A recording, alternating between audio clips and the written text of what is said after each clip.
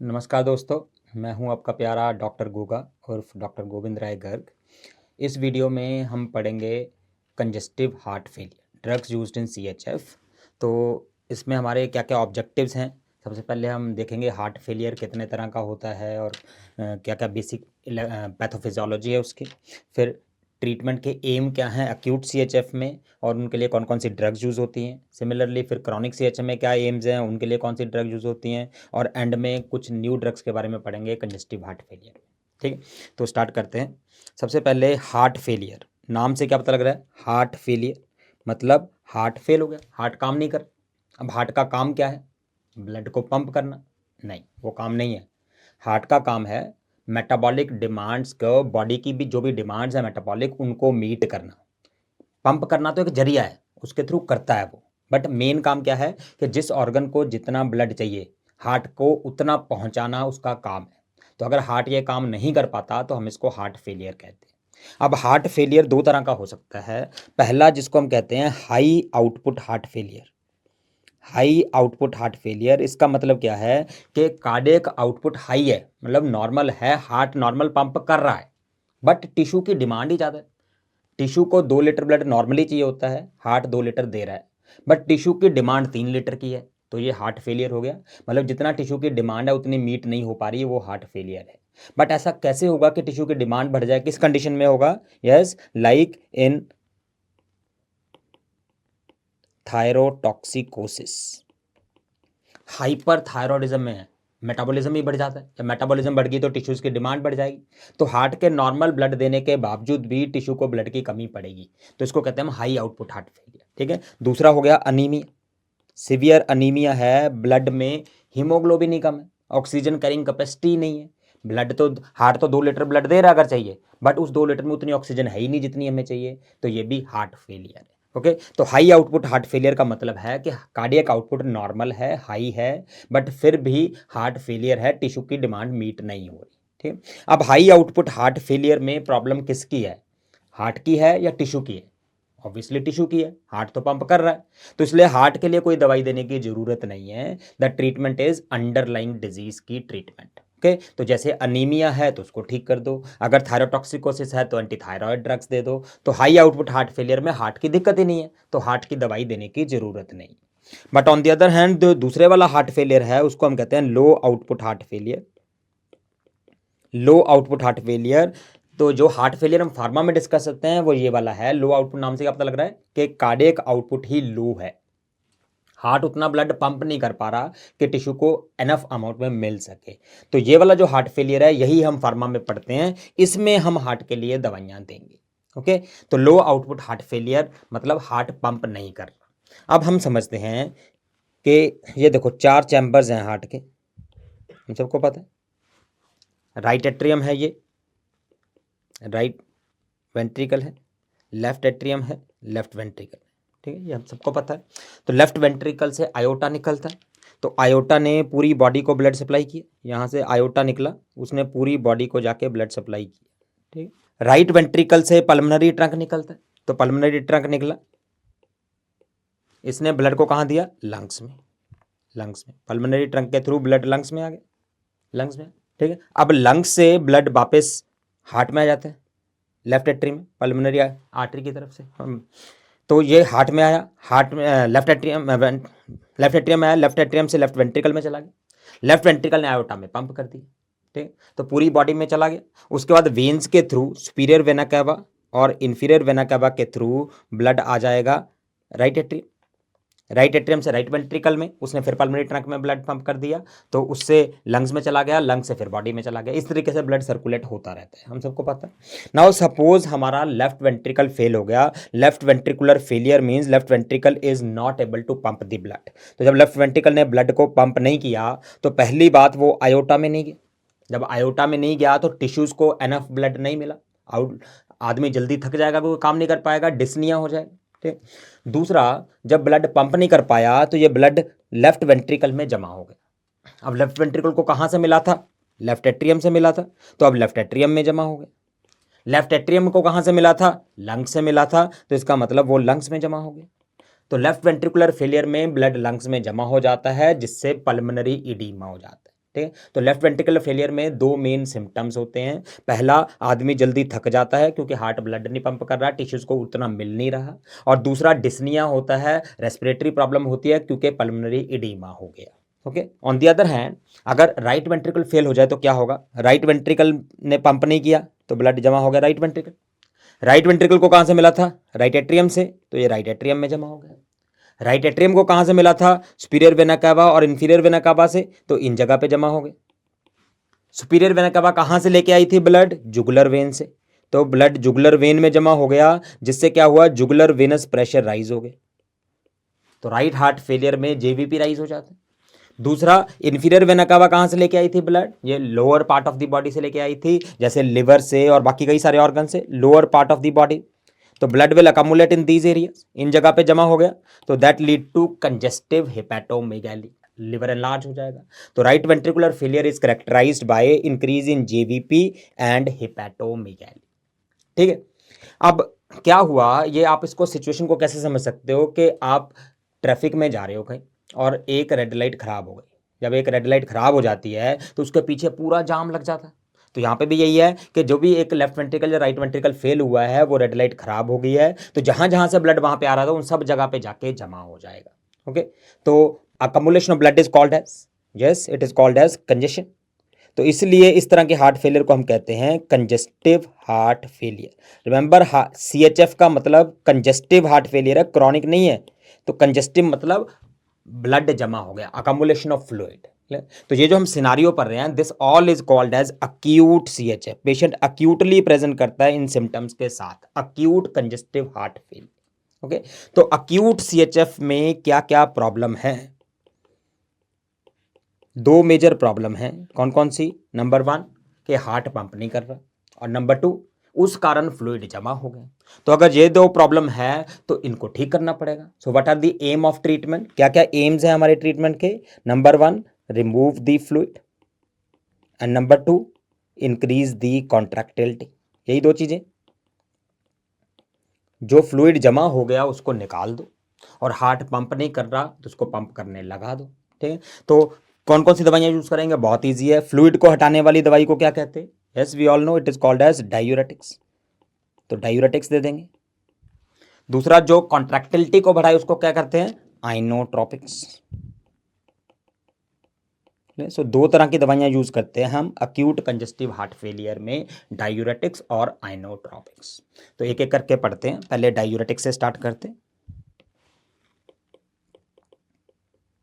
वैसे तो हमारे पास बहुत सारे तरह के डायूरेटिक्स हैं, बट यहाँ पे हम मेनली दो डिस्कस करेंगे। एक है हमारा लूप डायूरेटिक्स, जैसे फिरोसेमाइड वगैरह, लेसिक्स के नाम से आता है मार्केट में।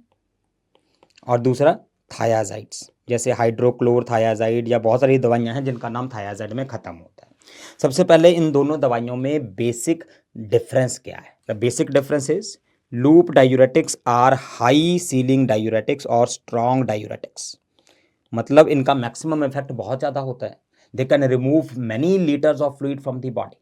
On the other hand thiazides are low ceiling, मतलब इनका मैक्सिमम इफेक्ट बहुत ज़्यादा नहीं होता। दैट मीन्स अगर हम बहुत हाई डोज भी दे दें तो भी ये 200 ml, 500 ml, 800 ml blood fluid निकाल सकते हैं बॉडी से, लीटर्स में नहीं निकाल सकते, जबकि लूप डायूरेटिक्स लीटर्स में निकाल सकते हैं। ओके। दूसरा डिफरेंस ये क्या है? Most of the loop diuretics are short acting, but thiazide action usually is long lasting. तो इन दोनों प्रॉपर्टीज के बेसिस पे कौन सा डायूरेटिक आप CHF में यूज करना चाहोगे? Yes, the answer is loop diuretics, क्योंकि इडीमा है। रिमेंबर, क्लिनिकली सिग्निफिकेंट इडीमा जब होता है वो तब होता है जब बहुत सारा लीटर फ्लूइड जमा हो गया। 100-200 ml जमा होता है बॉडी में, पता भी नहीं लगता। जब लीटर्स में होता है तभी पता लगता है। तो जब लीटर्स में है मतलब स्ट्रॉन्ग चाहिए।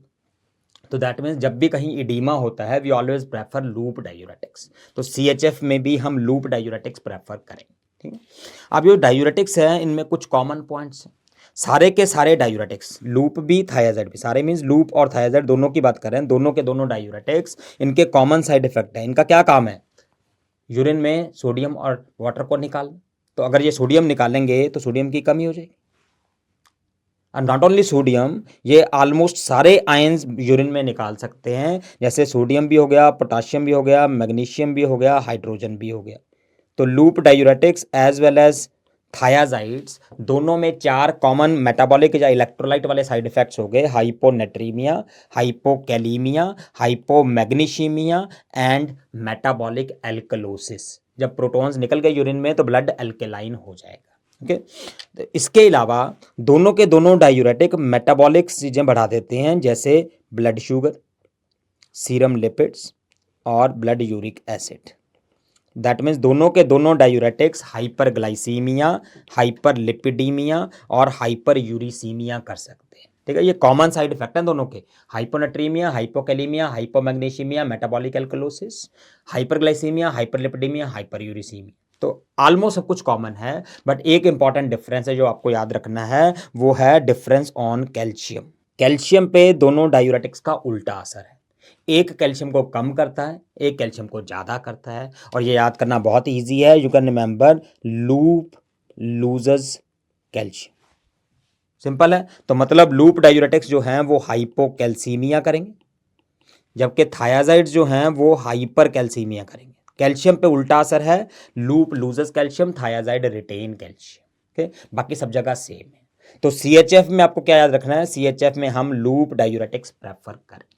ओके, तो अक्यूट CHF में हमारे 2 एम थे। पहला, we want to remove the fluid, क्योंकि आदमी सांस नहीं ले पा रहा, जगह जगह पे फ्लूइड जमा हो रखा है, तो हमें हटाना पड़ेगा। दूसरा क्या है, टू इंक्रीज द कॉन्ट्रैक्टिलिटी, और कॉन्ट्रैक्टिलिटी इंक्रीज करने वाली दवाई को क्या बोलेंगे हम, inotropics. So inotropics are the second group of drugs we use in CHF, inotropics. अब आइनोट्रोपिक की अगर बात करें, वो दवाइयाँ जो कॉन्ट्रैक्टिलिटी को बढ़ाएं। अब कॉन्ट्रैक्टिलिटी बढ़ानी है तो हार्ट पे काम करना पड़ेगा, और हार्ट में कौन सा रिसेप्टर होता है, सिंपैथेटिक रिसेप्टर कौन सा होता है हार्ट में, यस इट इज़ बीटा 1। तो बीटा 1 को अगर हम स्टिमुलेट कर दें तो कॉन्ट्रैक्टिलिटी बढ़ जाए। You know beta 1 stimulate the heart, beta 1 stimulators will increase contractility. तो बीटा 1 एगोनिस्ट दे सकते हैं जो कॉन्ट्रैक्टिलिटी बढ़ाएं, और ये दवाइयाँ हमने ऑलरेडी पढ़ी थी ANS में। कौन सी दवाइयाँ हैं, yes the drugs like dopamine, dobutamine, isoprenaline, noradrenaline, all of them can be used in congestive heart failure. ठीक है, तो एक बार क्विकली रिवाइज कर लेते हैं। डोपामिन कौन से रिसेप्टर पे काम करती है, yes it is working on D1, beta 1 and alpha. Dobutamine mainly beta 1 पे काम करती है। आइसोप्रिनालिन सिर्फ बीटा पे काम करती है, मतलब बीटा 1 और बीटा 2 पे।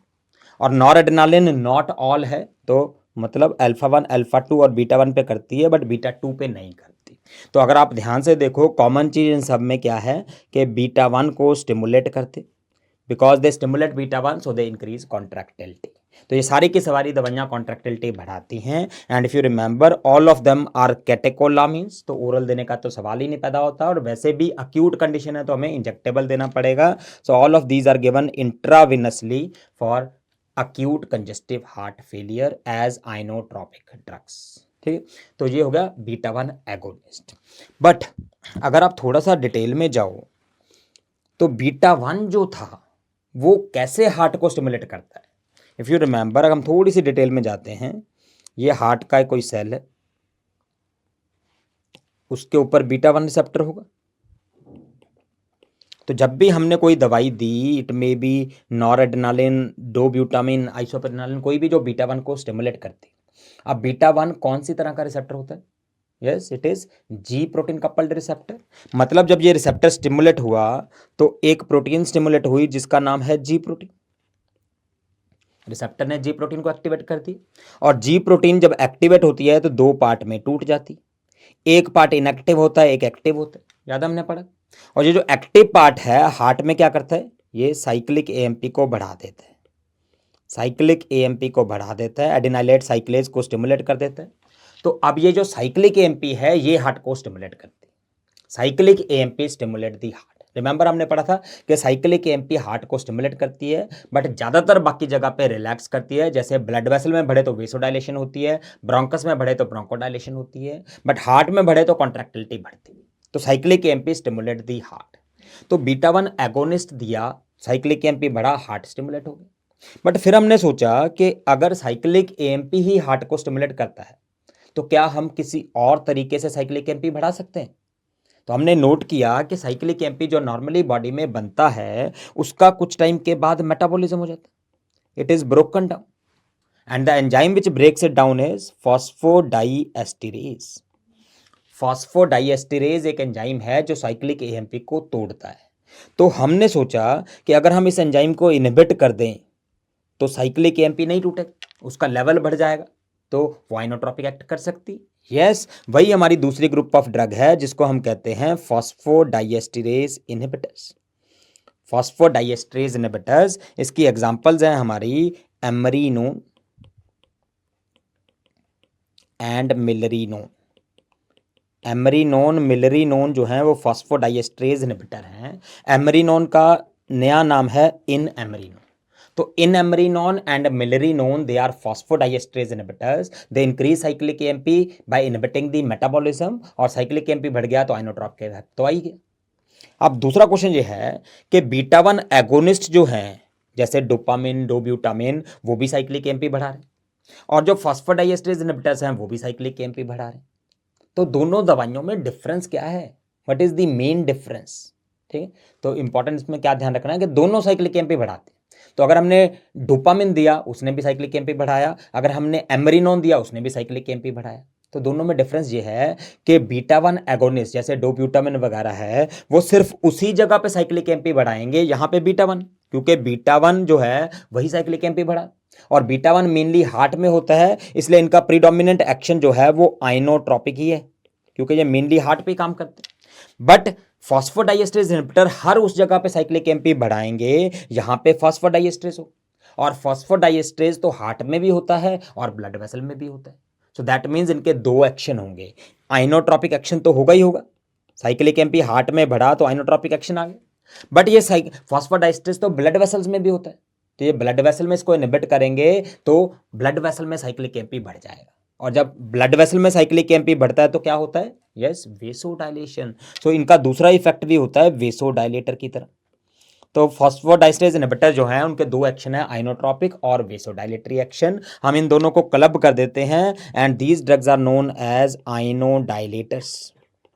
आइनोडाइलेटर्स, inotropic plus vasodilators combined together are called as आइनोडाइलेटर्स।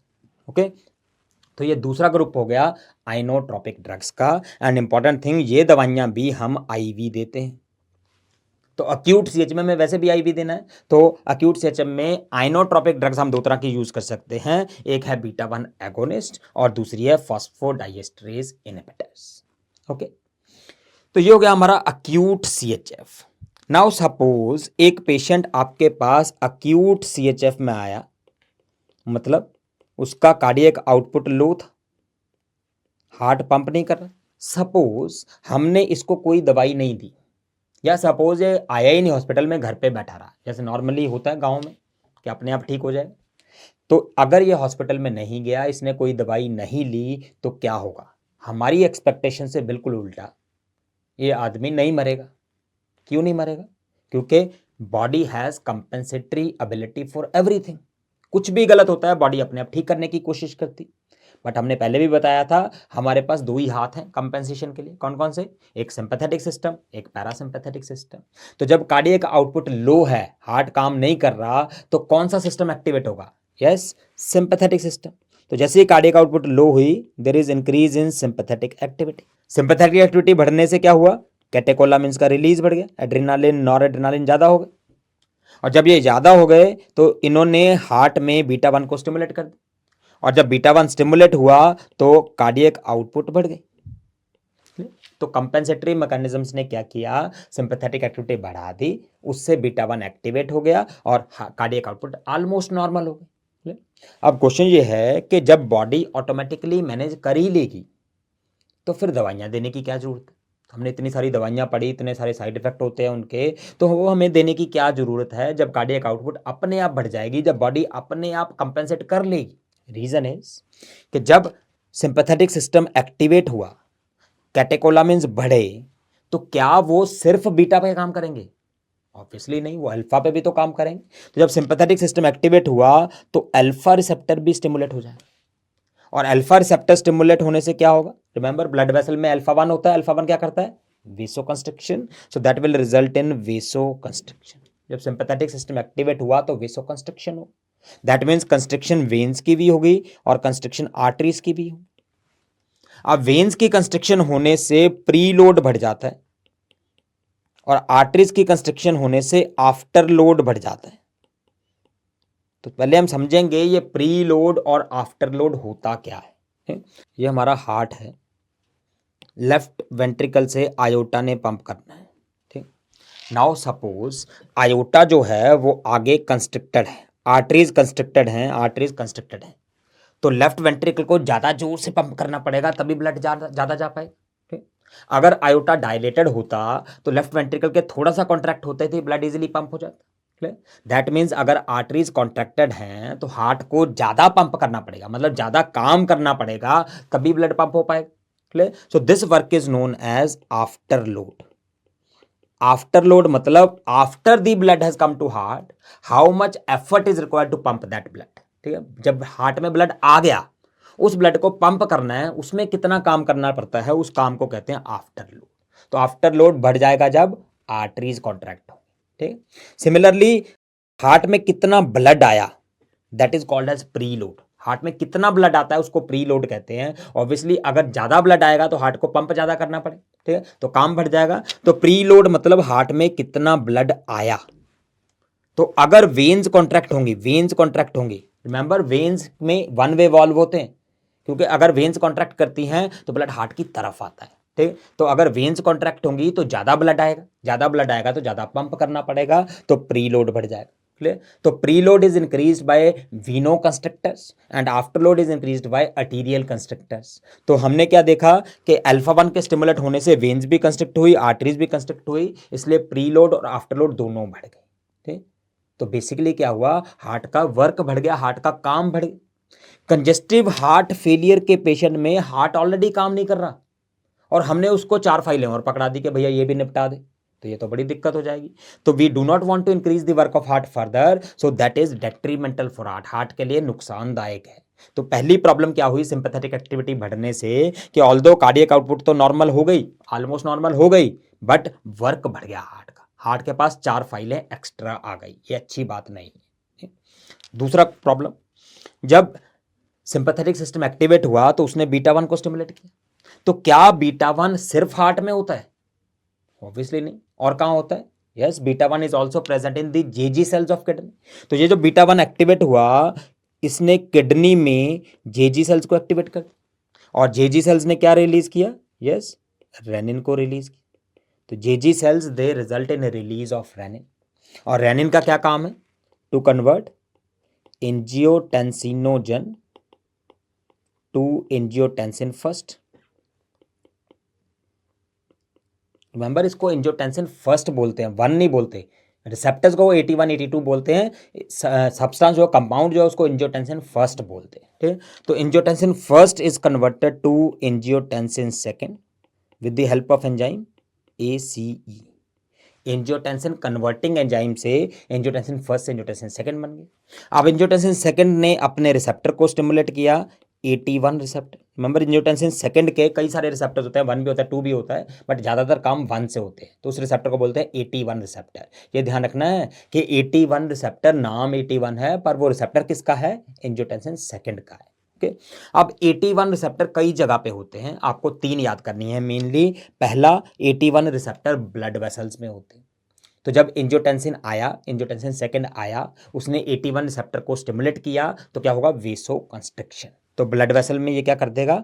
वेसो constriction. दूसरा 81 रिसेप्टर होता है एड्रीनल मेडुला। एड्रीनल मेडुला में जब इस रिसेप्टर को स्टिमुलेट करते हैं तो इट कॉज रिलीज ऑफ कैटेकोलामिन्स, इसने एड्रेनालिन नॉर एड्रेनालिन को रिलीज करवा दिया। और तीसरा 81 रिसेप्टर होता है एड्रीनल कॉर्टेक्स में, और एड्रीनल कॉर्टेक्स में क्या सिक्रेट करता है? एल्डोस्टेरोन। तो इसने रिलीज कर दिया एल्डोस्टेरोन को, और हमें पता है एल्डोस्टेरोन का क्या काम है? To retain sodium and water, sodium और वाटर को रिटेन करना है। तो जब एल्डोस्टेरोन सिक्रेट हुआ तो सोडियम और वाटर रिटेन हो गए। तो दूसरा प्रॉब्लम यहां पे आके क्या हुआ कि रेनिन एंजियोटेंसिन सिस्टम एक्टिवेट हो गए। उससे क्या प्रॉब्लम्स हुई? पहली प्रॉब्लम और वेसो कंस्ट्रिक्शन, प्री लोड और आफ्टर लोड और बढ़ गया, 4 फाइलें और आ गई, हार्ट का काम और बढ़ गया। दूसरा, जब कैटेकोलामिन्स रिलीज हुए, इन्होंने और वेसोकंस्ट्रिक्शन की, और काम बढ़ गया, 4 फाइलें और आ गई। तो हार्ट का काम हर तरफ से बढ़ता जा रहा है, तो हार्ट के लिए बहुत बड़ी प्रॉब्लम होने वाली है। दूसरी चीज, एल्डोस्टेरॉन जब रिलीज हुआ तो उसने सोडियम और वाटर को रिटेन कर दी, तो जो इडीमा फ्लूइड निकल रहा था वो फिर से रिटेन होना शुरू हो गया, तो फिर से इडीमा होने के चांस बढ़ गए। ठीक, तो पहली प्रॉब्लम थी वर्क बढ़ रहा है इतने सारे मैकेनिज्म से, दूसरी प्रॉब्लम वाटर रिटेन हो गया, इडीमा हो गया। बट सबसे खतरनाक प्रॉब्लम अभी भी बाकी, और वो क्या है कि अगर एल्डोस्टेरॉन लगातार एलिवेटेड रहे तो इससे हो जाती है left ventricular hypertrophy, also known as cardiac remodelling. Remember, normally body में एल्डोस्टेरॉन 24 घंटे नहीं रहता, जब जरूरत होती है तो रिलीज होता है, काम करता है, मेटाबोलाइज हो जाता है, काम खत्म हो जाता है, जब चाहिए तब आता है। बट इस केस में क्योंकि हार्ट फेलियर है, बॉडी को कार्डियक आउटपुट मेंटेन करनी है, तो लगातार सिंपैथेटिक एक्टिविटी ओवर एक्टिव है, और लगातार सिंपैथेटिक सिस्टम काम कर रहा है, तो लगातार बीटा 1 जीजी सेल्स में स्टिमुलेट हो रहा है, तो लगातार रेनिन एंजियोटेंसिन सिस्टम काम कर रहा है, तो कॉन्टिन्यूसली एल्डोस्टेरॉन आ रहा है, और अगर कॉन्टिन्यूसली एल्डोस्टेरॉन आएगा तो लेफ्ट वेंट्रिकुलर हाइपरट्रॉफी हो जाएगी। ठीक, तो ये तो नाम से अच्छा लग रहा है कि लेफ्ट वेंट्रिकुलर हाइपरट्रॉफी है, लेफ्ट वेंट्रिकल बड़ा हो गया तो ज़्यादा काम करेगा, ऐसा नहीं होता। लेफ्ट वेंट्रिकुलर हाइपरट्रॉफी जो होती है वो हार्ट का साइज एंड लार्ज हो जाता है, बड़ा हो जाता है लेफ्ट वेंट्रिकल, बट वो काम की एक्टिविटी नहीं बढ़ती, वो सिर्फ जब साइज बढ़ गया तो उसको खाना तो ज़्यादा चाहिए, ऑक्सीजन तो ज़्यादा चाहिए, ठीक है, तो उसका काम बढ़ जाता है सिर्फ, बट उसकी एफिकेसी नहीं बढ़ती, ठीक से पंप तो अभी भी नहीं कर पा रहा, बट प्रॉब्लम यह है कि खाने को ज़्यादा मांग रहा है। ठीक है, तो काम और बढ़ जाता है, और ये जो रीमॉडलिंग होती है, फाइनली इस रीमॉडलिंग से आदमी की डेथ होती है। रिमेंबर, आदमी कभी भी एक्यूट सीएचएम में नहीं मरता, बॉडी कंपेंसेट कर लेती है मोस्टली, ठीक है, but gradually left ventricular hypertrophy हो जाती है, तब आदमी की डेथ हो जाती है। Left ventricular hypertrophy is responsible for death of the person. तो ये जो सिनारियो था जिसमें आदमी को अक्यूट सीएचएफ के कंपेंसेटरी मैकेनिज्म स्टार्ट हो गए, उससे क्या क्या प्रॉब्लम आई, एक उसका वर्क बढ़ गया, वेसो कंस्ट्रिक्शन इतनी सारी तरह से हो गई, दूसरा इडीमा फ्लूइड आ गया, तीसरा लेफ्ट वेंट्रिकुलर हाइपरट्रॉफी हो गई। इस सारी कंडीशन को हम बोलते हैं क्रॉनिक सीएचएफ। क्रॉनिक सीएचएफ, और क्रॉनिक सीएचएफ क्यों हुआ था? कंपेंसेटरी मैकेनिज्म्स की वजह से हुआ था। तो दूसरा नाम इसका होता है कंपेंसेटेड सीएचएफ। तो acute CHF is converted to chronic CHF or compensated CHF and that lead to these problems. Okay? तो acute CHF हम कह सकते हैं decompensated CHF, chronic CHF को कहते हैं compensated CHF. ठीक, अब acute CHF में मेन प्रॉब्लम क्या थी? हार्ट पंप नहीं कर रहा, बट क्रॉनिक में वो नहीं है, हार्ट तो पंप कर रहा है। तो जो मेन दवाई थी acute CHF में, दैट मीन्स आइनोट्रोपिक्स, वो क्रॉनिक CHF में कोई मेजर रोल प्ले नहीं करती है। ठीक, तो क्रॉनिक सीएचएफ में एम ऑफ ट्रीटमेंट क्या है, दिक्कत क्या है, हम क्या चाहते हैं क्रॉनिक सीएचएफ में? Aim of treatment in chronic CHF is number 1, we want to decrease the work of heart. यही सबसे बड़ी प्रॉब्लम है, चारों तरफ से काम बढ़ता जा रहा है, तो हमें वर्क को कम करना है। दूसरी प्रॉब्लम क्या है? फिर से एडीमा आ गया था, रिमेंबर, फ्लूइड रिटेन हो गया, तो we want to remove the fluid, हमें फ्लूइड हटाना है, जो फ्लूइड जमा हो गया, एडीमा जो आ गया। और तीसरी प्रॉब्लम जो सबसे डेंजरस थी वो क्या थी? Left ventricular hypertrophy. So we want to reverse left ventricular hypertrophy ताकि आदमी की डेथ ना हो। और सबसे लीस्ट इंपॉर्टेंट, नॉर्मली ज़्यादातर लोगों में कार्डियक आउटपुट मेंटेन हो जाती है कंपेंसेटरी मैकेनिज्म्स की वजह से, बट किसी किसी पेशेंट में या कम पेशेंट्स में उतनी ज़्यादा मेंटेन नहीं हो पाती जितना हम चाहते हैं। तो rarely we require inotropic drugs also, but these are not the main drugs. किसी किसी में चाहिए, हमें हर एक में नहीं चाहिए, तो आइनोट्रोपिक्स भी चाहिए हो सकती हैं क्रॉनिक सीएचएफ में। बट द डिफरेंस इज, अगर क्रॉनिक है तो हमें रोज देनी पड़ेगी, और रोज देनी है तो we will prefer oral inotropic drugs. Acute CHF में तो हम देते थे इंजेक्टेबल आईवी वाली, बट क्रॉनिक सीएचएफ में हम देंगे ओरल आइनोट्रोपिक ड्रग्स। ओके, तो 4 तरह की एम्स हैं क्रॉनिक सीएचएफ में। पहला वर्क कम करना, दूसरा फ्लूइड को कम करना, तीसरा लेफ्ट वेंट्रिकुलर हाइपरट्रॉफी को रिवर्स करना, and lastly to increase the contractility. Okay, अब इन एम्स को हम कैसे अचीव करेंगे? पहला एम क्या है? वर्क कम करना। वर्क ज़्यादा क्यों था? वेसो कंस्ट्रक्शन की वजह से। तो वर्क को कैसे कम करेंगे? By giving vasodilators. दूसरा फ्लूइड कम करना है। फ्लूइड कम करने के लिए हमें क्या देना पड़ेगा? Obviously diuretic. कौन सा डायूरेटिक प्रेफर करेंगे? यस, यहाँ पे भी लूप डायूरेटिक। रिमेंबर, जब भी इडीमा है, चाहे वो अक्यूट सीएचएफ है चाहे क्रॉनिक सीएचएफ है, जब भी इडीमा है हम लूप डायूरेटिक्स प्रेफर करेंगे। तीसरा, लेफ्ट वेंट्रिकुलर हाइपरट्रॉफी को रिवर्स करना है, तो इसके लिए हमें क्या करना पड़ेगा? We want to stop the, क्या स्टॉप करना पड़ेगा? रेनिन एंजियोटेंसिन सिस्टम, क्योंकि उसी सिस्टम से एल्डोस्टेरॉन आया था, तो एल्डोस्टेरॉन को रोक देंगे तो लेफ्ट वेंट्रिकुलर हाइपरट्रॉफी नहीं होगी। ठीक है, और लास्टली हमें आइनोट्रोपिक ड्रग्स देनी पड़ेंगी, ये हम यूजुअली प्रेफर करेंगे ओरल आइनोट्रोपिक ड्रग्स। ठीक, तो हम ये 4 दवाइयाँ डिस्कस करेंगे one by one, starting with the vasodilators. Vasodilator से स्टार्ट करते हैं। वेसोडायलेटर 2 तरह के हो सकते हैं, एक जो वेन्स को डायलेट करे, दूसरा जो आर्टरीज को डायलेट करे। जो वेन्स को डायलेट करेंगे they will decrease which load, yes, ये प्री लोड कम करे, और जो आर्टरीज को डायलेट करेंगे वो क्या करेंगे? वो आफ्टर लोड को कम करें। अब एक वेसोडायलेटर वो होता है जो दोनों को डायलेट करता है, वेन्स को भी और आर्टरीज को भी, जिसको मिक्स्ड डायलेटर कहते हैं। तो अगर कोई मिक्स्ड डायलेटर है तो वो कितना लोड कम करेगा? दोनों कम करेगा, वो प्री लोड भी कम करेगा और आफ्टर लोड भी कम करेगा।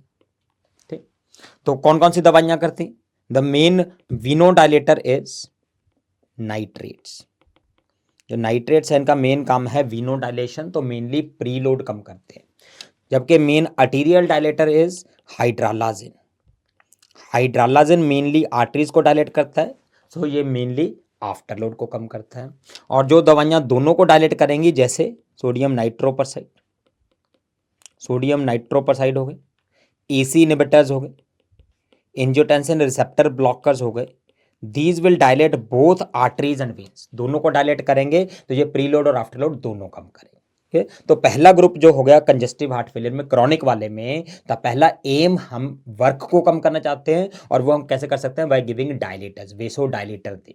ओके, अब आते हैं दूसरा काम क्या था? फ्लूइड कम करना। और फ्लूइड कम करने के लिए हमने ऑलरेडी पढ़ी लिया है कि लूप डायूरेटिक्स देंगे, और इनकी डिटेल हम ऑलरेडी पढ़ चुके हैं। ठीक है, हाई सीलिंग डायूरेटिक्स होते हैं, सारे आयंस कम करते हैं, वो हम ऑलरेडी कर चुके हैं थोड़ी देर पहले। ओके, अब तीसरा है लेफ्ट वेंट्रिकुलर हाइपरट्रॉफी को रिवर्स करना। उसके लिए हम दोबारा से देखते हैं, लेफ्ट वेंट्रिकुलर हाइपरट्रॉफी कहाँ है हमारी? ये है। लेफ्ट वेंट्रिकुलर हाइपरट्रॉफी क्यों हुई? क्योंकि एल्डोस्टेरॉन था, एल्डोस्टेरॉन ने की।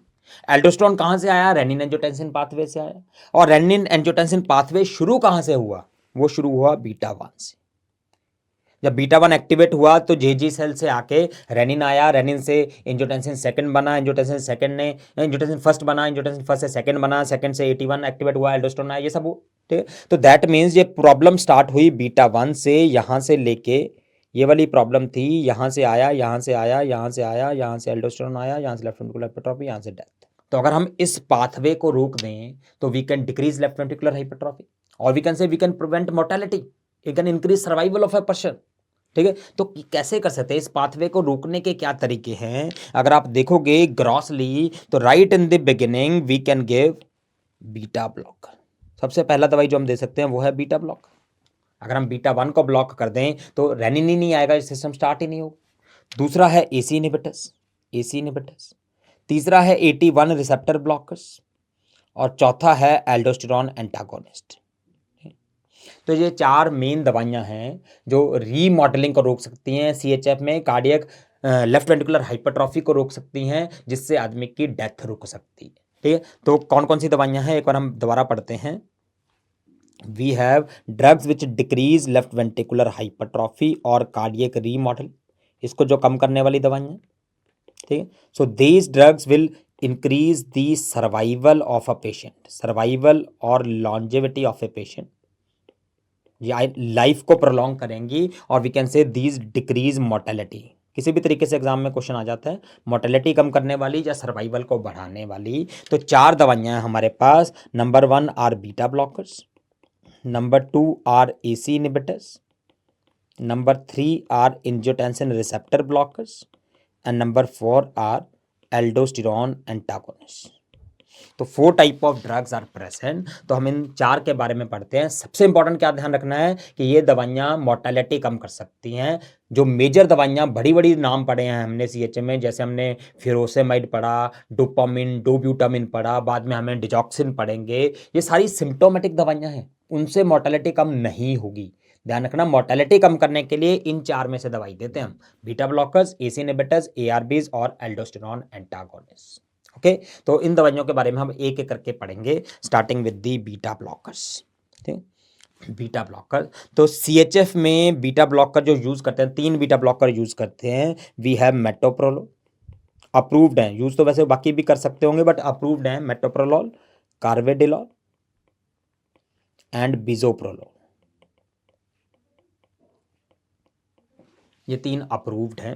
बट अगर आप ध्यान से देखोगे, अक्यूट सीएचएफ में क्या प्रॉब्लम थी, हार्ट पंप नहीं कर रहा था, तो हमें कौन सी दवाई देनी, हमें बीटा 1 स्टिमुलेटर देनी है। रिमेंबर, हम डोपामिन, डोब्यूटामिन वो देते हैं ताकि हार्ट पंप करे। तो अगर हमने बीटा 1 को ब्लॉक कर दिया तो हार्ट बिल्कुल ही पंप नहीं कर पाएगा। So beta blockers are contraindicated in acute CHF. Acute CHF में बीटा ब्लॉकर्स कॉन्ट्राइंडिकेटेड है, अक्यूट सीएचएफ में नहीं देंगे, contraindicated in acute CHF. Logical है ये तो। बट क्रॉनिक सीएचएफ का दूसरा नाम क्या था, क्या नाम था दूसरा, कंपेंसेटेड सीएचएफ। अब कंपेंसेटेड सीएचएफ क्यों कहते हैं, किसने किया कंपेंसेशन, यस, सिंपैथेटिक सिस्टम। तो क्रॉनिक सीएचएफ में सिंपैथेटिक सिस्टम ने कंपेंसेशन किया। कैसे किया कंपेंसेशन, उसने बीटा 1 को स्टिमुलेट किया जिससे कार्डियक आउटपुट बढ़ गए। तो अगर हमने बीटा 1 को ब्लॉक कर दिया तो कार्डियक आउटपुट कम हो जाए, that means patient will and up in acute CHF again. जो पेशेंट थोड़ा बहुत बॉडी ने मैनेज कर लिया था वो फिर से अक्यूट में चला जाए, डीकंपेंसेशन हो जाएगी। तो इस रीजन से beta blockers were considered contraindicated in acute CHF also as well as chronic CHF also, 10-15 साल पहले की बात। बट फिर हमने नोट किया कि beta blockers can decrease left ventricular hypertrophy, that means ये मोर्टेलिटी कम कर सकते हैं, डेथ कम कर सकते हैं। और अगर कोई दवाई किसी आदमी की जिंदगी बढ़ा दे, इससे बड़ी क्या बात हो। तो क्योंकि ये मोर्टेलिटी कम कर सकते हैं तो हमें इनको यूज करना चाहिए, बट ये डीकंपेंसेशन कर सकते हैं। तो इन दोनों को हम कैसे तोड़ें, कैसे डिसोसिएट करें। हम चाहते हैं कि कंपेंसेटरी मैकेनिज्म तो चलते रहे, बट हम चाहते हैं कि लेफ्ट वेंट्रिकुलर हाइपरट्रॉफी ना हो। तो इसके लिए हमने क्या तरीका निकाला कि जो बीटा ब्लॉकर हैं भी हम हमेशा स्टार्ट करते हैं बहुत लो डोज से। अगर हमें 100 मिलीग्राम डोज है किसी की तो हम 10 मिलीग्राम से स्टार्ट करें। So beta blocker should be started with very low dose, chronic CHF में, in chronic CHF, beta blocker should be started with very low dose, around 1/10 of the original। ठीक है, और हर 2 हफ्ते बाद डोज को थोड़ी थोड़ी बढ़ा दो। जैसे आज हमने 10 मिलीग्राम स्टार्ट किया, 2 हफ्ते दिया, उसके हार्ट को एडजस्ट होने दिया उस डोज को, ठीक है, और 2 हफ्ते बाद थोड़ी सी डोज बढ़ा दी। जब हार्ट एडजस्ट हो गया फिर 20 मिलीग्राम कर दिया, फिर 2 हफ्ते देते रहे, हार्ट उसको एडजस्ट हो गया, फिर हमने डोज बढ़ा दी, 30 मिलीग्राम कर दी। तो when we increase the dose gradually and reach the final dose over a period of 2 to 3 months, then decompensation will not occur. Okay, तो बीटा ब्लॉकर हमेशा लो डोज से स्टार्ट करना है, ग्रेजुअली डोज को बढ़ाना है, तब डीकंपेंसेशन नहीं होगा। ओके, हमने एक चीज ऑलरेडी बताई थी कि beta blockers they decrease mortality, left ventricular hypertrophy को रोकते हैं, मोर्टेलिटी को कम करते हैं CHF. And lastly beta blockers में क्वेश्चन आता है कि which is the most commonly used beta blocker in CHF. 3 ही अप्रूव्ड है, metoprolol, carvedilol and bisoprolol. Most commonly used is carvedilol is most commonly used beta blocker. Carvedilol के बारे में खास बातें याद है आपको, एक बार रिवाइज कर लें जल्दी से। Carvedilol is alpha plus beta blocker, 3rd generation beta blocker है। Carvedilol is also calcium channel blocker and it has very strong antioxidant properties. तो इसकी जो एक्स्ट्रा प्रॉपर्टीज हैं उसके कारण हम कार्वेडिलॉल को प्रेफर करते हैं as beta blocker in chronic CHF. Okay, तो ये होगा हमारा beta blocker in CHF. Beta blocker के बारे में 4 पॉइंट आपको ध्यान से पता होने चाहिए। पहला, अक्यूट सीएचएफ में कॉन्ट्राइंडिकेटेड है। दूसरा, क्रॉनिक सीएचएफ में दे तो सकते हैं बट हमें बहुत लो डोज से स्टार्ट करके धीरे धीरे डोज बढ़ानी। और तीसरा, ये लेफ्ट वेंट्रिकुलर हाइपरट्रॉफी को रिड्यूस कर सकते हैं, मोर्टेलिटी को कम कर सकते हैं, but be very careful CHF में। बीटा ब्लॉकर सीएचएफ में मोर्टेलिटी को कम करते हैं, हाइपरटेंशन में नहीं करते, हम बाद में पढ़ेंगे, सीएचएफ में कम करते हैं। ठीक है, एंड लास्टली बीटा ब्लॉकर्स में most commonly used is carvedilol. Okay, तो ये हो गया हमारा beta blocker in CHF. Then AC inhibitors, हमारे पास बहुत सारी दवाइयां हैं जिनका नाम प्रिल में खत्म होता है, जैसे इनेलाप्रिल, रेमिप्रिल, ये है एसी इनहिबिटर्स। ठीक है, और कई सारी दवाइयां हैं जिनका नाम सार्टन में खत्म होता है, जैसे लोसार्टन, टेलमिसार्टन, वालसार्टन, ये एसी इनहिबिटर्स और एआरबीज हैं, ये सीएचएफ में मोर्टेलिटी को कम करते हैं। ठीक, इनके डिटेल्स हम बाद में पढ़ेंगे जब हम पढ़ेंगे hypertension. We will discuss these drugs in detail at that point. ठीक, अब आते हैं लास्टली एल्डोस्टेरॉन एंटागोनिस्ट। हमने बताया कि एल्डोस्टेरॉन ने लेफ्ट वेंट्रिकुलर हाइपरट्रॉफी की थी, बट एल्डोस्टेरॉन का काम क्या होता है पहले हम वो पढ़ते हैं। Apart from left ventricular hypertrophy, aldosterone का नॉर्मल काम क्या है? To retain sodium and water, sodium और वाटर को रिटेन करना। But at the same time इसका और काम क्या है? पोटाशियम और हाइड्रोजन को बॉडी से निकाल देना। तो ये यूरिन में सोडियम और वाटर को रिटेन कर लेते हैं, जाने नहीं देते, पोटाशियम और हाइड्रोजन को निकाल देते हैं यूरिन। ठीक, तो अगर हमने कोई एल्डोस्टेरॉन के रिसेप्टर को ब्लॉक कर दिया, एल्डोस्टेरॉन के रिसेप्टर को काम करने से रोक दिया, तो क्या होगा? इससे उल्टा हो जाएगा। दैट मीन्स सोडियम और वाटर जो हैं वो निकल जाएंगे urine, sodium and water will be lost in the urine, potassium और हाइड्रोजन रिटेन हो जाएंगे। यही होगा। तो एल्डोस्टेरॉन रिसेप्टर ब्लॉकर ये वाला काम करे। तो अगर कोई दवाई सोडियम और वाटर को यूरिन में निकालती है, उसको क्या बोलते हैं? Yes, that drug is a diuretic. Diuretic. तो aldosterone antagonist will behave like a diuretic. और दूसरा, वो पोटाशियम को बढ़ा रहा है। रिमेंबर जो हमने मेन डायूरेटिक पढ़े थे, लूप डायूरेटिक्स और थायाजाइड्स, और बाकी भी हम पढ़ेंगे बाद में जाके, ऑस्मोटिक डायूरेटिक पढ़ लो, कार्बोनिक एनहाइड्रेज इनहिबिटर पढ़ लो, कोई भी डायूरेटिक है, all of them cause hypokalaemia. सब पोटाशियम कम करते हैं, लॉस करते हैं, बट ये क्या कर रहा है? रिटेन कर रहा है, रोक रहा है। तो इसलिए इस डायूरेटिक को हम बोलेंगे potassium sparing diuretic. So aldosterone antagonist are potassium sparing diuretics. ठीक है, and the main diuretic we use here is स्पाइरोनोलेक्टोन।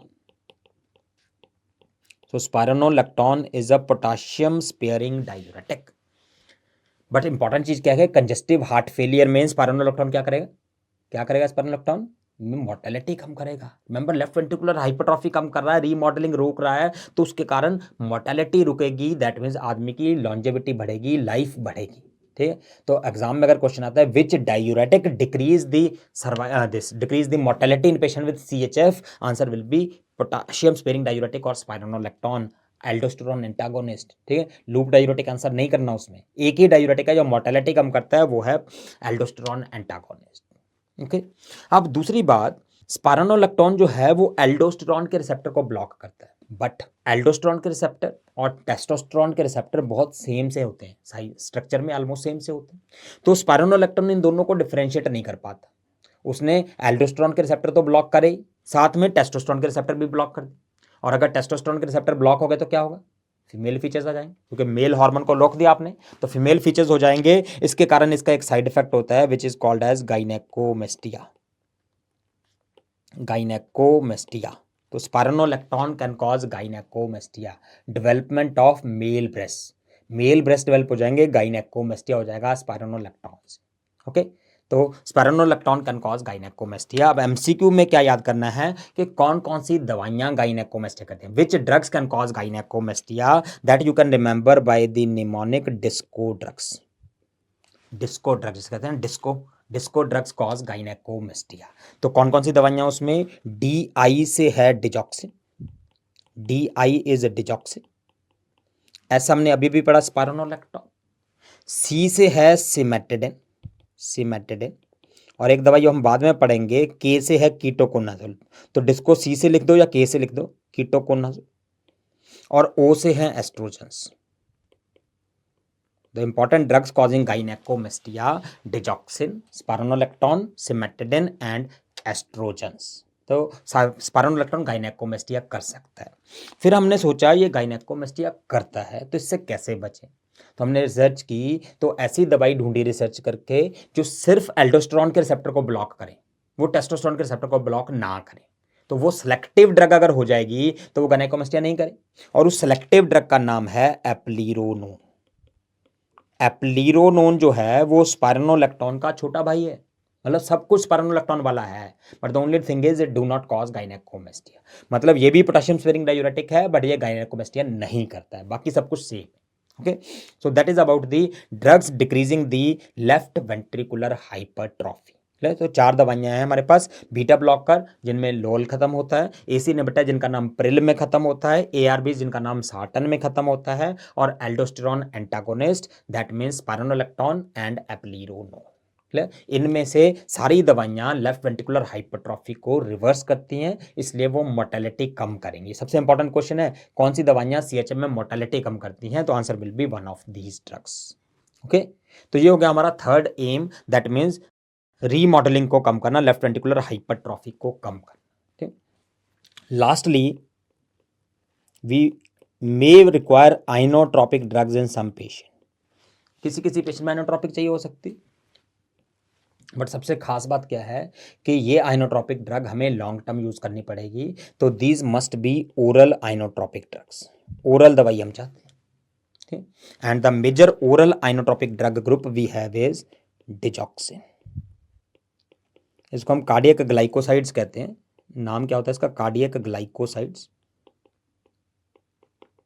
और ग्रुप का नाम क्या है? डिजिटैलिस। डिजिटैलिस ग्रुप का नाम है। क्यों नाम है डिजिटैलिस? क्योंकि एक प्लांट से मिलते हैं, उस प्लांट का नाम था डिजिटैलिस परप्यूरिया। डिजिटैलिस परप्यूरिया एक प्लांट है। इस प्लांट का नाम डिजिटैलिस क्यों पड़ा? क्योंकि इसका जो फ्लावर है, जो इसका फूल है, वो इस तरीके का होता है, गोल सा इस तरीके का, ऐसा होता है फूल इस तरीके का। तो आप उसको फिंगर में डाल सकते हैं, डिजिट में डाल सकते हैं, हम उसको फूल को पकड़ के ऐसे डिजिट्स में डाल सकते हैं, इसलिए इसका नाम डिजिटैलिस है। एग्जाम में कई बार क्वेश्चन दे देते हैं, वो उस फूल को देते हैं जो फिंगर जैसा लगे, जिसको हम आप फिंगर में ऐसे डाल सको, फिंगर जैसा लगे, उसको डिजिटैलिस परप्यूरिया है, उससे डिजॉक्सिन मिलती है, वो सीएचएफ में यूज होती है। ओके, अब डिजिटैलिस जो दवाई थी, ग्रुप था डिजिटैलिस का, स्टार्टिंग में इसमें 10 दवाइयाँ थी, बट धीरे धीरे करके हम उनको कम करते गए, कम करते गए, कम करते गए, और कुछ साल पहले तक 2 दवाइयाँ थी, एक डिजॉक्सिन और दूसरी डिजिटॉक्सिन। बट 2-3 साल पहले डिजिटॉक्सिन भी बंद हो गई, अब एक ही दवाई यूज होती है इस ग्रुप में, डिजॉक्सिन। बट क्योंकि डिजिटॉक्सिन भी थोड़ा टाइम पहले यूज होती है, तो हम उसके बारे में भी थोड़ा सा पढ़ेंगे। तो डिजॉक्सिन और डिजिटॉक्सिन 2 दवाइयां आपको थोड़ा थोड़ा पता होना चाहिए। बेसिक डिफरेंस क्या होता है डिजॉक्सिन और डिजिटॉक्सिन में? You can remember that digoxin और डिजिटॉक्सिन, इन दोनों में क्या फ़र्क है? नाम से आप पता कर सकते हो कि डिजिटॉक्सिन के नाम में टॉक्सिन आता है, and toxins are metabolized in liver, तो डिजिटॉक्सिन भी मेनली लिवर में मेटाबोलाइज होता है, whereas digoxin mainly is excreted by kidney. इसका क्या क्लिनिकल इंपॉर्टेंस है कि डिजिटॉक्सिन लिवर फेलियर में अवॉइड करते थे और डिजिटॉक्सिन रीनल फेलियर में अवॉइड करें। ठीक है, that is the main difference you need to know. So digoxin और डिजिटॉक्सिन, तो mainly we will limit our discussion to digoxin only. Digitoxin सिर्फ इतना याद करना है कि लिवर फेलियर में नहीं देती। ओके, नाउ डिजॉक्सिन के बारे में सबसे इंपॉर्टेंट चीज पे आते हैं। सबसे पहले what is the mechanism of action, काम कैसे करता है। अब मैकेनिज्म को समझने के लिए सब बिल्कुल बेसिक से स्टार्ट करेंगे। सपोज ये एक वेंट्रिकुलर फाइबर है, हर एक सेल में बॉडी के एक पंप होता है, यहाँ भी है। कौन सा पंप होता है? सोडियम पोटाशियम पंप, जिससे सोडियम बाहर जाता है, पोटाशियम अंदर आता है। आई होप ये सबको याद होगा। ठीक है, तो सोडियम पोटाशियम पंप हर सेल में है, वेंट्रिकुलर फाइबर में भी। बट वेंट्रिकुलर फाइबर में एक और सेल होता है, एक और पंप होता है, जिसका नाम है सोडियम कैल्शियम एक्सचेंजर। इसको कहते हैं हम NCX, सोडियम कैल्शियम एक्सचेंजर। नाम से क्या पता लग रहा है? सोडियम और कैल्शियम एक्सचेंज होंगे, मतलब अगर एक बाहर जा रहा है तो एक अंदर आएगा, opposite direction, sodium calcium exchanger. अब इसकी डायरेक्शन क्या होती है, तो वो आप इजीली याद कर सकते हो। सोडियम पोटाशियम पंप तो याद ही रहता है। सोडियम पोटाशियम पंप से क्या हुआ? सोडियम बाहर गया। जब सोडियम बाहर गया तो सेल के अंदर सोडियम कम हो गया, तो जब सोडियम सेल के अंदर कम हुआ तो सोडियम यहाँ से अंदर आएगा। तो NCX का काम है सोडियम को अंदर लाना, एक्सचेंज में कैल्शियम को बाहर भेज दें। तो नॉर्मल डायरेक्शन, सोडियम अंदर आएगा, कैल्शियम बाहर जाएगा। अब हम समझते हैं पहले कि नॉर्मली वेंट्रिकुलर मसल कैसे कॉन्ट्रैक्ट होती है। मसल को कॉन्ट्रैक्ट होने के लिए कौन सा आयन चाहिए? नॉर्मली कोई भी मसल हो उसको कॉन्ट्रैक्ट करना है तो कौन सा आयन चाहिए? कैल्शियम चाहिए। तो सबसे पहले क्या होता है, सेल्स में कैल्शियम चैनल्स होते हैं, voltage gated L type calcium channels होते हैं। तो सबसे पहले कैल्शियम चैनल खुला और कैल्शियम अंदर आ गया। तो जब कैल्शियम अंदर आया तो मसल कॉन्ट्रैक्शन हो जानी चाहिए। क्या मसल कॉन्ट्रैक्शन हो जाए? Answer is no. अब क्वेश्चन ये है कि जब कैल्शियम चाहिए था, कैल्शियम आ गया, फिर भी मसल कॉन्ट्रैक्शन क्यों नहीं हुई? द रीजन इज जो कैल्शियम अंदर आ रहा है उसकी अमाउंट बहुत कम है, सिर्फ 10 मॉलिक्यूल कैल्शियम के अंदर आ रहे, बट मसल कॉन्ट्रैक्शन के लिए चाहिए 10,000, तो सिर्फ 10 मॉलिक्यूल तो कुछ भी नहीं कर पाए। तो इसलिए हर एक मसल फाइबर को पता होता है कि मुझे कैल्शियम चाहिए, कॉन्ट्रैक्ट होना तो कैल्शियम चाहिए, तो वो ऑलरेडी कैल्शियम को स्टोर करके रखते हैं, वो किसी के भरोसे नहीं रहते। तो ऑलरेडी मसल के अंदर एक कैल्शियम का स्टोर हाउस है, कैल्शियम स्टोर करने की जगह है। इस जगह को हम बोलते हैं सार्कोप्लाज्मिक रेटिकुलम। तो सार्कोप्लाज्मिक रेटिकुलम में ऑलरेडी जितना कैल्शियम चाहिए, 10,000 कैल्शियम चाहिए, तो ऑलरेडी 10,000 कैल्शियम स्टोर्ड है उसके पास पहले से है। ठीक, तो जब हमने 10 मॉलिक्यूल कैल्शियम के बाहर से दिए, इन्होंने क्या किया, इन्होंने सार्कोप्लाज्मिक रेटिकुलम को आके बोला कि भैया हमें मसल कॉन्ट्रैक्शन करना है, अपना कैल्शियम उधार दे दो। कैसे उधार मांगा, उस उधार मांगने का तरीका क्या है कि एंडोप्लाज्मिक रेटिकुलम के ऊपर एक रिसेप्टर होता है, इस रिसेप्टर का नाम है राइनोडिन रिसेप्टर। राइनोडिन रिसेप्टर। तो कैल्शियम जो बाहर से आया था उसने राइनोडिन रिसेप्टर को स्टिमुलेट किया। जब राइनोडिन रिसेप्टर स्टिमुलेट हुआ तो इसने ये सारा उधार दे दिया। दैट मीन जो 10,000 कैल्शियम सेल के अंदर थे वो सेल के बाहर आ गए। तो राइनोडिन रिसेप्टर का काम क्या है, उधार देना। ठीक है, तो जैसे ही कैल्शियम थोड़ा सा आया बाहर से, उसने राइनोडिन रिसेप्टर को स्टिमुलेट किया तो 10,000 कैल्शियम निकल के बाहर आ। अब ये एक्टिन मायोसिन से इंटरेक्ट करेंगे तो मसल कॉन्ट्रैक्शन हो जाए। हमें पता है कैल्शियम चाहिए, कैल्शियम मिल गया, कॉन्ट्रैक्शन हो गई, वेरी गुड। अब कुछ टाइम के बाद मसल रिलैक्स भी तो होगी। अब ये जो मसल कॉन्ट्रैक्ट हुई थी, अब इस मसल को रिलैक्स करना है। जब ये रिलैक्स होगी तो क्या होगा, कैल्शियम फ्री हो जाए। ये जो कैल्शियम फ्री हो गया, अब इस कैल्शियम का क्या, अरे भैया उधारी तो लिया था, वापस भी तो करना पड़ेगा। तो ये 10,000 कैल्शियम जो है अब हमें वापस करने हैं, उधार वापस करना है। अब उधार वापस लेने के लिए इसने एक आदमी रखा हुआ है यहाँ पे। ये जो आदमी उधार को वापस लेके जाता है इसका नाम है कैल्शियम एटीपीएस। कैल्शियम एटीपीएस दूसरा पंप है एंडोप्लाज्मिक रेटिकुलम में या सार्कोप्लाज्मिक रेटिकुलम में, जिसका काम है उधार वापस लेना। उस पंप का नाम क्या है, कैल्शियम एटीपीएस, और इसको हम शॉर्ट फॉर्म में सरका बोलते हैं। सरका क्या है, sarcoplasmic endoplasmic reticulum calcium ATPase, simply calcium ATPase है। तो सिंपल लैंग्वेज में राइनोडिन रिसेप्टर का काम है उधार देना और सरका का काम है उधार वापस लेना। ठीक है, तो जो 10,000 कैल्शियम हमारे बाहर से आए थे, सॉरी एंडोप्लाज्मिक रेटिकुलम से निकले थे, वो वापस चले। और ये जो 10 कैल्शियम बाहर से जो आए थे, ये जो 10 कैल्शियम बाहर से आए थे, दे गो आउटसाइड थ्रू एनसीएक्स। ठीक है, तो सिंपल लैंग्वेज में जो कैल्शियम अंदर से आया था सेल के, वो सेल के अंदर भेज दिया, जो सेल के बाहर से आया था वो बाहर भेज दिया, सब कुछ नॉर्मल हो गया। अगली बीट फिर से स्टार्ट हो गई, फिर से 10 कैल्शियम अंदर आएंगे, वो राइनोडिन रिसेप्टर को स्टिमुलेट करेंगे, 10,000 कैल्शियम अंदर से निकलेंगे, मसल कॉन्ट्रैक्शन हो जाएगी। जब मसल रिलैक्स हुई तो 10,000 कैल्शियम सरका के थ्रू वापस भेज दिए अंदर, और जो 10 कैल्शियम बाहर से आए थे वो एनसीएक्स के थ्रू बाहर भेज दिए। ठीक है, जो बाहर से आया था बाहर, जो अंदर से आया था अंदर, एवरीथिंग इज सेम। तो हर बार ये चलता रहे। ठीक, क्लियर है। अब आते हैं डिजॉक्सिन कैसे काम करता है। Digoxin act by inhibiting sodium potassium pump. Digoxin ने सोडियम पोटेशियम पंप को इनहिबिट कर दिया। अब सोडियम पोटेशियम पंप इनहिबिट होने से क्या हुआ, सोडियम बाहर नहीं जा पाए। जब सोडियम बाहर नहीं जा पाएगा, सेल के अंदर सोडियम पहले से पड़ा रहेगा, तो एनसीएक्स काम करना बंद कर दे, क्योंकि एनसीएक्स का काम क्या था, सोडियम लाना। सोडियम लान आएगा नहीं क्योंकि ऑलरेडी पड़ा है। जब सोडियम नहीं आएगा तो एक्सचेंज में कैल्शियम जाएगा। तो ये जो 10 मॉलिक्यूल कैल्शियम के सेल के बाहर जाने चाहिए थे वो बाहर नहीं जा पाएंगे। तो अब क्या होगा, तो ये 10 मॉलिक्यूल कैल्शियम के ये कैल्शियम एटीपीएस को या सरका को रिक्वेस्ट करेंगे कि भैया तुम 10,000 कैल्शियम लेके जा रहे हो, मुझे भी ले जाओ, हम तो थोड़े से ही। तो सरका इनकी बात सुन लेता है। तो ये जो 10 कैल्शियम बाहर जाने चाहिए थे, ये 10 कैल्शियम भी सरका के थ्रू एंडोप्लाज्मिक रेटिकुलम में चले गए। तो एंडोप्लाज्मिक रेटिकुलम में कितना कैल्शियम हो गया, 10,000 10 हो गए। नाउ विल यू एक्सपेक्ट कि सिर्फ 10 मॉलिक्यूल एक्स्ट्रा हो जाने से कॉन्ट्रैक्टिलिटी बढ़ जाएगी? ऑब्वियसली नहीं बढ़ेगी। 10,000 और 10,000 10 में तो कोई मेजर फर्क है नहीं। बट यही चीज हर बीट के बाद होती रही। अगली बीट में 10 कैल्शियम बाहर से आए, वो भी बाहर नहीं गए, वापस चले गए एंडोप्लाज्मिक रेटिकुलम, उसमें 10,000 20 हो गए। अगली बीट में 10,000 30 हो गए, तो यही चीज़ चलता रहेगा, घंटे 2 घंटे 4 घंटे के बाद 20,000 हो जाए, और जब वो 20,000 हो गए तब कॉन्ट्रैक्टिलिटी बढ़ जाए। तो बेसिकली डिजॉक्सिन कैसे काम करता है, उसने सोडियम पोटाशियम पंप को इनहिबिट किया, सोडियम बाहर नहीं जा पाया, सोडियम अंदर रह गया। जब सोडियम अंदर रह गया तो एनसीएक्स काम करना बंद कर दिया, क्योंकि सोडियम वहां से आ नहीं पाएगा। जब सोडियम नहीं आया तो एक्सचेंज में कैल्शियम नहीं गया, तो कैल्शियम जो बाहर जाना चाहिए था वो एंडोप्लाज्मिक रेटिकुलम में जाने लग गया, और धीरे धीरे एंडोप्लाज्मिक रेटिकुलम में सफिशिएंट कैल्शियम बिल्डअप हो जाएगा। और अब जब कैल्शियम बाहर से 10 मॉलिक्यूल आए तो उसने 20,000 कैल्शियम रिलीज किए, उससे कॉन्ट्रैक्टिलिटी बढ़ जाए।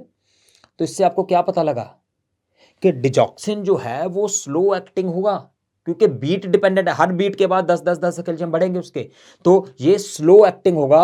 अगर हमने सीधा हार्ट में भी डिजॉक्सिन लगा दिया ना, तभी भी इमीडिएटली कॉन्ट्रैक्टिलिटी नहीं बढ़ेगी, कॉन्ट्रैक्टिलिटी बढ़ने में टाइम लगेगा ही लगेगा।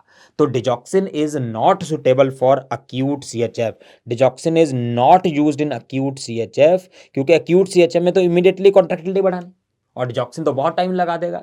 तो डिजॉक्सिन की कैल्शियम ग्रेजुअली बढ़ता है, इसलिए इसमें एक्शन में स्लो ही होता है, टाइम लगता ही लगता है। तो digoxin is not for acute CHF, it is only for chronic CHF.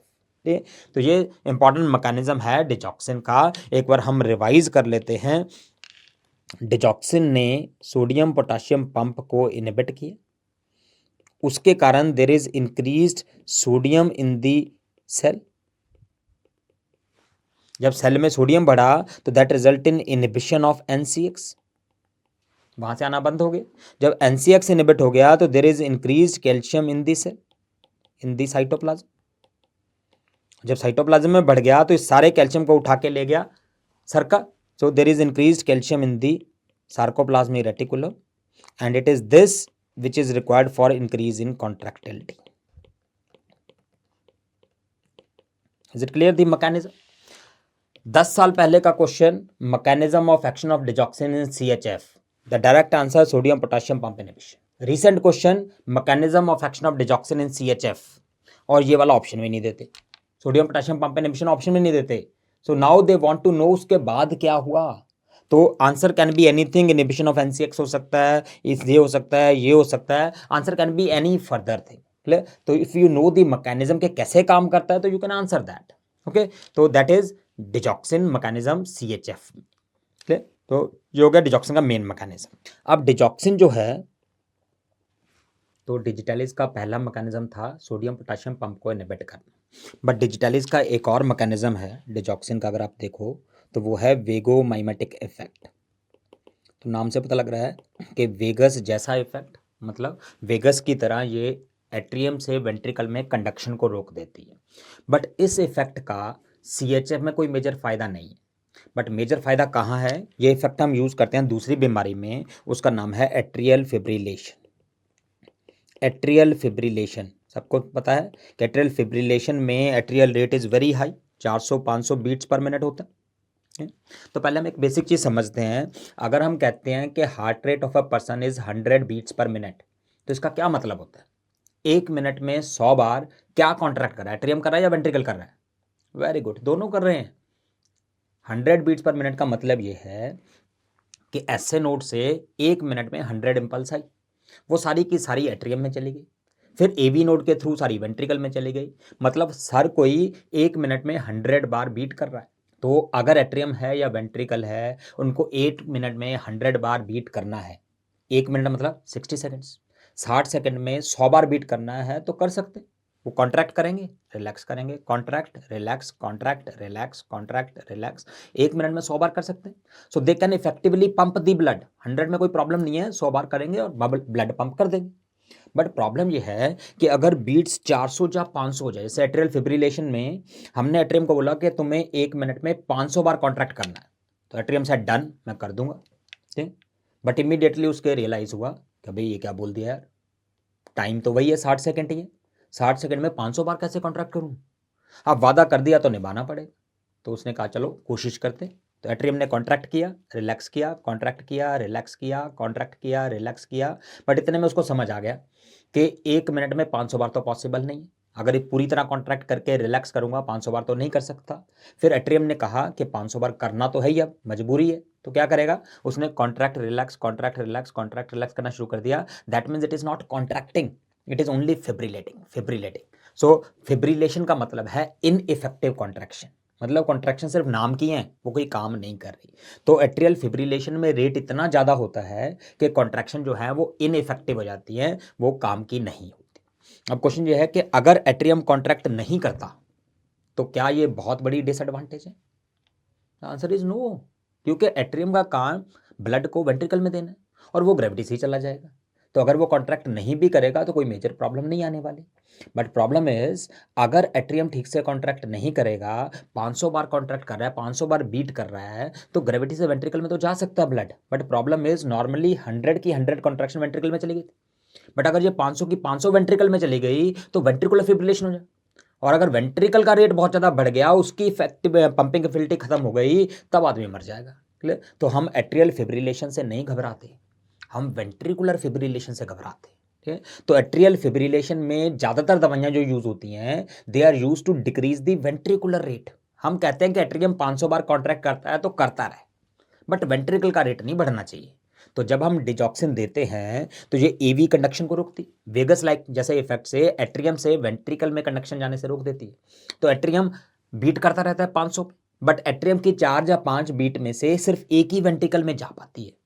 तो अगर 5 में से एक गई तो एट्रियम अगर 500 पे बीट कर रहा है तो वेंट्रिकल 100 पे करे, और अगर वेंट्रिकल 100 पे करेगा तो ये ब्लड को पंप कर सकता है। क्लियर? तो ये मैकेनिज्म है डिजॉक्सिन का एट्रियल फिब्रिलेशन में, to decrease in conduction from atrium to ventricle.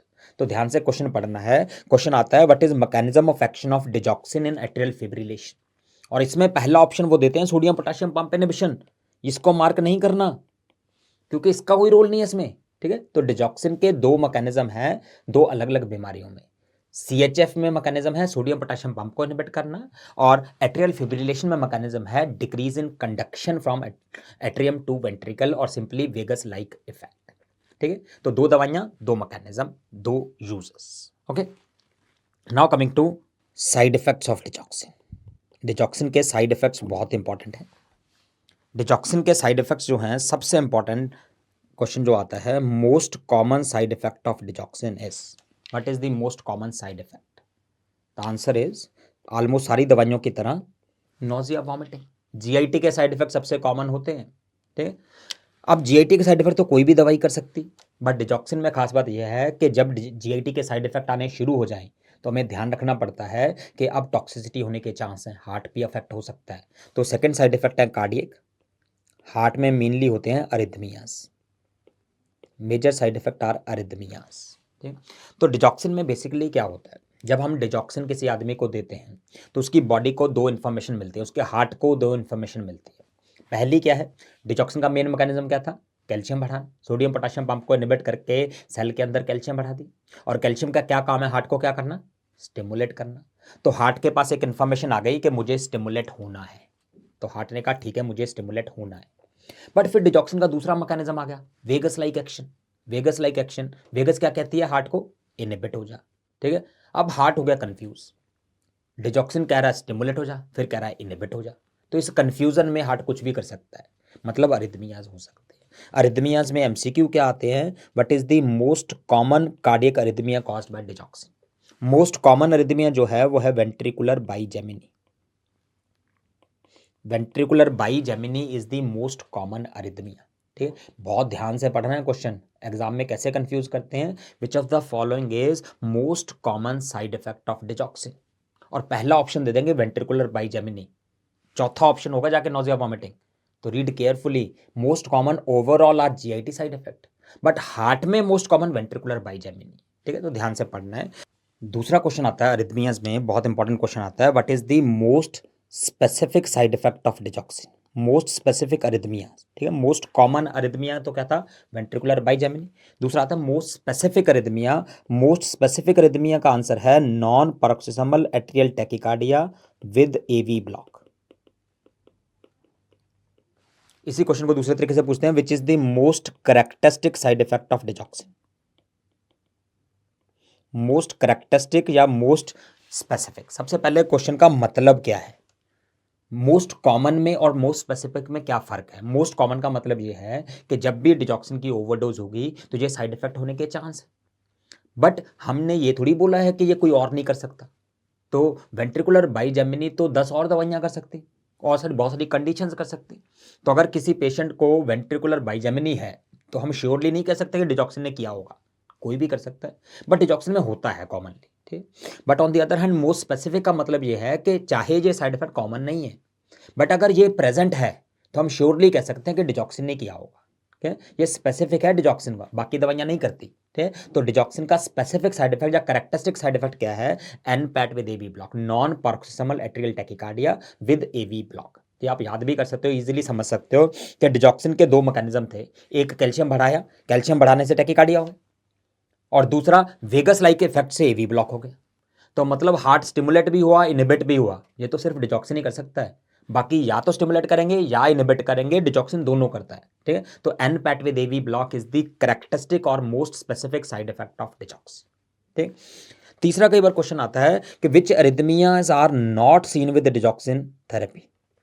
ठीक, ये अरिथमियाज नहीं मिलते डिजॉक्सिन की ओवरडोज में, कौन कौन से हैं? एक एट्रियल फ्लटर है, एट्रियल फ्लटर, और दूसरा Mobitz type 2 heart failure, Mobitz type 2 heart block.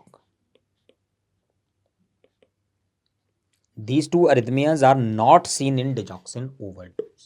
ठीक है, तो ध्यान से क्या लिखना है? Most common overall side effects are GIT, but most common cardiac side effects are arrhythmias. Most common arrhythmia is ventricular bigeminy, most specific arrhythmia is NPAT with AV block. ठीक है, अब तीसरा हमने पढ़ा था digoxin is one of the disco drugs, मतलब digoxin cause gynaecomastia, digoxin cause gynaecomastia, development of male breast, थोड़ी देर पहले ही पढ़ा था। और lastly digoxin can cause colour vision defects, colour vision defects. Colour vision defect में पर्टिकुलरली कौन सा विजन होता है? इसको कहते हैं हम yellow vision, yellow vision, yellow vision. Technical word for that is xanthopsia. इसका मतलब क्या है कि जिसको डिजॉक्सिन की ओवरडोज मिलती है उस आदमी को हर चीज़ में येलो नज़र आता है, सिर्फ येलो येलो नज़र आता है। ठीक है, ये एक्चुअली एक बहुत इंटरेस्टिंग स्टोरी थी कि एक साइंटिस्ट था जो डिजॉक्सिन पर बहुत काम कर रहा था, माना जाता है कि वो खुद ही डिजॉक्सिन कंज्यूम करता रहता था, तो उसने, वो पेंटर भी था साथ में, तो उसने पेंटिंग बनाई, जितनी भी उसने पेंटिंग बनाई वो सारी येलो कलर की, येलो कलर की, वो सब कुछ दिखता ही येलो था। ठीक है, तो इसलिए इसको येलो विजन या ज़ैंथोप्सिया कहते हैं। It is a side effect of digox. ठीक है, तो डिजॉक्सिन के 4 मेजर साइड इफेक्ट हैं, जीआईटी के साइड इफेक्ट्स हो गए, हार्ट के साइड इफेक्ट्स हो गए, गाइनेकोमेस्टिया और ज़ैंथोप्सिया या कलर विजन डिफेक्ट्स। ओके, अब आते हैं डिजॉक्सिन की कौन कौन से फैक्टर से टॉक्सिसिटी बढ़ सकती है। ये सबसे इंपॉर्टेंट कॉन्ट्रैक्शन है, interactions of digoxin, which factors increase the risk of digoxin toxicity. कौन कौन सी चीज़ों से डिजॉक्सिन की टॉक्सिसिटी होने के चांस हैं? तो हम इसको 3 पार्ट में डिवाइड करेंगे। पहला, इलेक्ट्रोलाइट इम्बैलेंस, कौन से इलेक्ट्रोलाइट से टॉक्सिसिटी हो सकती है इम्बैलेंस होने के कारण। दूसरा, कौन कौन सी दवाइयाँ कर सकती हैं। और तीसरा, कौन सी डिजीज़ में टॉक्सिसिटी होने के चांस। ठीक, तो इलेक्ट्रोलाइट्स में आपको याद क्या करना है? हाइपोकैलीमिया, हाइपोमैग्नीशियमिया एंड हाइपरकैल्सीमिया, ये टॉक्सिसिटी कर सकते हैं। ड्रग्स में इंपॉर्टेंट ड्रग्स आपको क्या याद करनी है? Quinidine, verapamil, amiodarone, thiazides, and one of the drug is thromycin, thromycin like clarithromycin, erythromycin, ये दवाइयाँ। And third disease is renal disease. Renal disease में हमें पता है डिजॉक्सिन की टॉक्सिसिटी हो जाएगी, और हमें साथ में ये भी पता है कि लिवर डिजीज में डिजिटॉक्सिन की टॉक्सिसिटी हो जाएगी। अब क्वेश्चन ये है कि ये बहुत ज़्यादा है, इंपॉर्टेंट है, बहुत कॉमनली क्वेश्चन आता है कि इंट्रैक्शन ऑफ डिजॉक्सिन्स के ऊपर, और अगर इतना इंपॉर्टेंट है तो हमें याद भी होना चाहिए। ठीक, अब याद करें कैसे? कैसे याद करें? इलेक्ट्रोलाइट इम्बैलेंस की अगर हम बात करें, सिर्फ याद करने का तरीका है, रीज़न नहीं है। डिजॉक्सिन का क्या काम था? हार्ट में क्या करना? कैल्शियम को बढ़ाना। तो अगर कैल्शियम पहले से ज़्यादा है तो टॉक्सिसिटी होने के चांस हैं ऑब्वियसली, तो हाइपर कैल्सीमिया से टॉक्सिसिटी हो जाएगी। अब पोटाशियम और मैग्नीशियम कैल्शियम से उल्टे होते हैं, कैल्शियम स्टिमुलेटरी होता है, पोटाशियम मैग्नीशियम इनहिबिटरी होते हैं। तो अगर इनहिबिटरी वाले कम हैं तो कैल्शियम वाला इफेक्ट ओवर पावर हो जाए, clear? So that means again toxicity हो जाए, क्लियर? तो hypokalaemia, hypomagnesaemia, but hypercalcaemia cause toxicity. ठीक, अब ये आगे की चीज़ जो है पढ़ना है कि मैं बता रहा हूँ, बट याद करने की ज़रूरत नहीं है। हाइपोकैलेमिया टॉक्सिसिटी एक्चुअल में कैसे करता है, जो सोडियम पोटेशियम पंप है, डिजॉक्सिन जिसको इनहिबिट करता है, डिजॉक्सिन वहां पे बाइंड करता है जहां पोटेशियम बाइंड करता है, सेम जगह पे बाइंड करते हैं, तो दोनों में कंपटीशन होता है। तो अगर पोटेशियम है ही नहीं या कम पोटेशियम है तो कंपटीशन कम होगा, तो डिजॉक्सिन बाइंड ज़्यादा करेगा, तो इफेक्ट ज़्यादा हो जाएगा, टॉक्सिसिटी हो जाएगी। ये रीज़न होता है कॉम्पिटिटिव वाला बेसिकली, ठीक। बट अगर डिजॉक्सिन की टॉक्सिसिटी हो गई, डिजॉक्सिन ओवरडोज हो गई, तो ये पंप तो इनहिबिट हो गया ना। डिजॉक्सिन ओवरडोज में पंप क्या था, सोडियम बाहर जा रहा है, पोटेशियम अंदर आ रहा है। अब टॉक्सिसिटी हुई, मतलब ये पंप जरूरत से ज़्यादा इनहिबिट हो गया। अगर ये पंप इनहिबिट हो गया तो इसका मतलब क्या है कि पोटेशियम अंदर नहीं आ पा रहा। अंदर नहीं आ पा रहा तो कहाँ रह रहा है, ब्लड में रह रहा है। तो ब्लड में पोटेशियम रुक जाएगा, हाइपर कैलीमिया हो जाएगा। तो ध्यान से सुनना, ध्यान से। पहली बात कि डिजॉक्सिन की टॉक्सिसिटी होने के चांस बढ़ जाएंगे अगर हाइपोकैलीमिया होगा तो। हाइपोकैलीमिया की प्रेजेंस में उतना ही डिजॉक्सिन ज़्यादा काम करता है, ठीक है। बट जब डिजॉक्सिन की ओवरडोज हो जाती है तब हाइपरकैलीमिया होता है। ओवरडोज कॉजेज हाइपरकैलीमिया, ठीक है। हाइपोकैलीमिया से टॉक्सिसिटी चांस बढ़ते हैं, बट जब डिजॉक्सिन ब्लॉक खुद कर देता है, ओवरडोज हो जाती है, तब हाइपरकैलीमिया होता है, ठीक है। ये याद करने की जरूरत नहीं है, वैसे बच्चे पूछते रहते हैं तो बता दिया मैंने, ठीक है। तो ये हो गए इलेक्ट्रोलाइट वाले, याद हो जाएंगे। अब आ जाओ ड्रग्स। ड्रग्स याद करने का बहुत आसान तरीका है कि अगर हमने डिजॉक्सिन दी तो जो क्वीन है, क्वीन, उसकी वाट लग जाएगी। क्वीन की वाट लग जाती है डिजॉक्सिन देने से, ठीक है। तो क्वीन मतलब क्विनिडिन, वाट मतलब विरापामिल, अमियोड्रोन एंड थायाजाइड्स एंड थ्रोमाइसिन्स, ठीक है। थ्रोमाइसिन में दो इंपॉर्टेंट दवाइयां हैं, एक है क्लैरिथ्रोमाइसिन, एक है एरिथ्रोमाइसिन।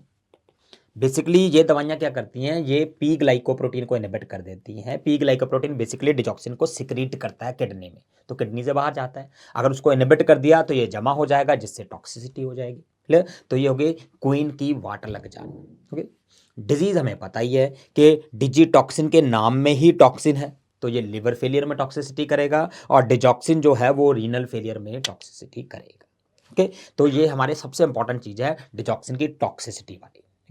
अब लास्ट चीज आता है डिजॉक्सिन में, अगर टॉक्सिसिटी हो गई तो कैसे मैनेज करेंगे। और मैनेजमेंट ऑफ टॉक्सिसिटी बहुत इंपॉर्टेंट है। तो मैनेजमेंट में सबसे पहली और सबसे इंपॉर्टेंट चीज क्या है, जो हमने अभी अभी पढ़ा है उनको करेक्ट करो।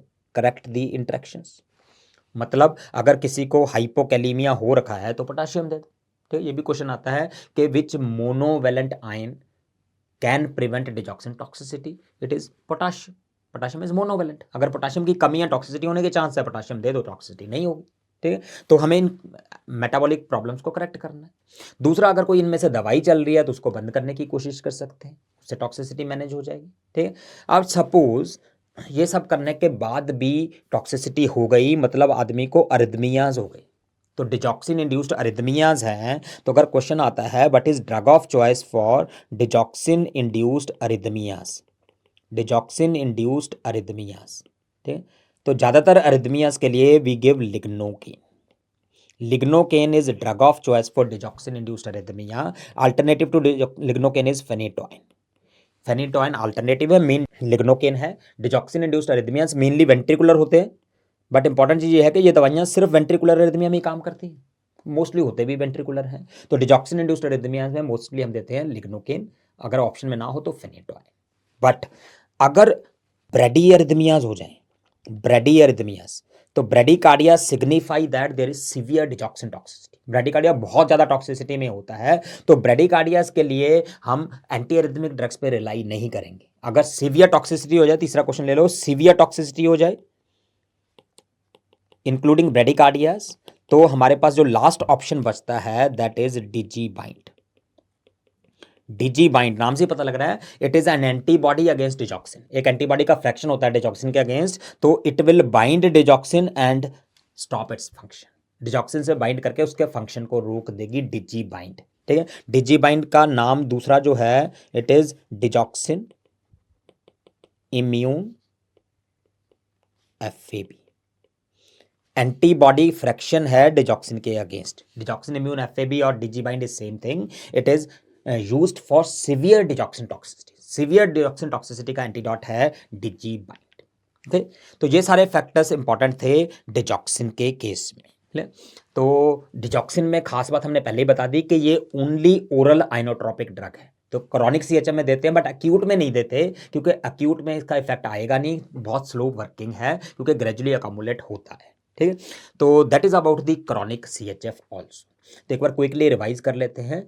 अक्यूट सीएचएफ में हमारा एम था फ्लूइड को हटाना, जिससे हम के लिए हम डायूरेटिक देते हैं, और कॉन्ट्रैक्टिलिटी बढ़ाना, जिसके लिए आइनोट्रोपिक देते हैं, बट वो देते हैं हम इंट्राविनस। ठीक है, क्रॉनिक सीएचएफ में, जिसको कंपेंसेटेड सीएचएफ भी कहते हैं, उसमें मेन एम क्या है? सबसे पहला एम था वर्क को कम करना, जिसके लिए हमने वेसोडाइलेटर्स दे दिए।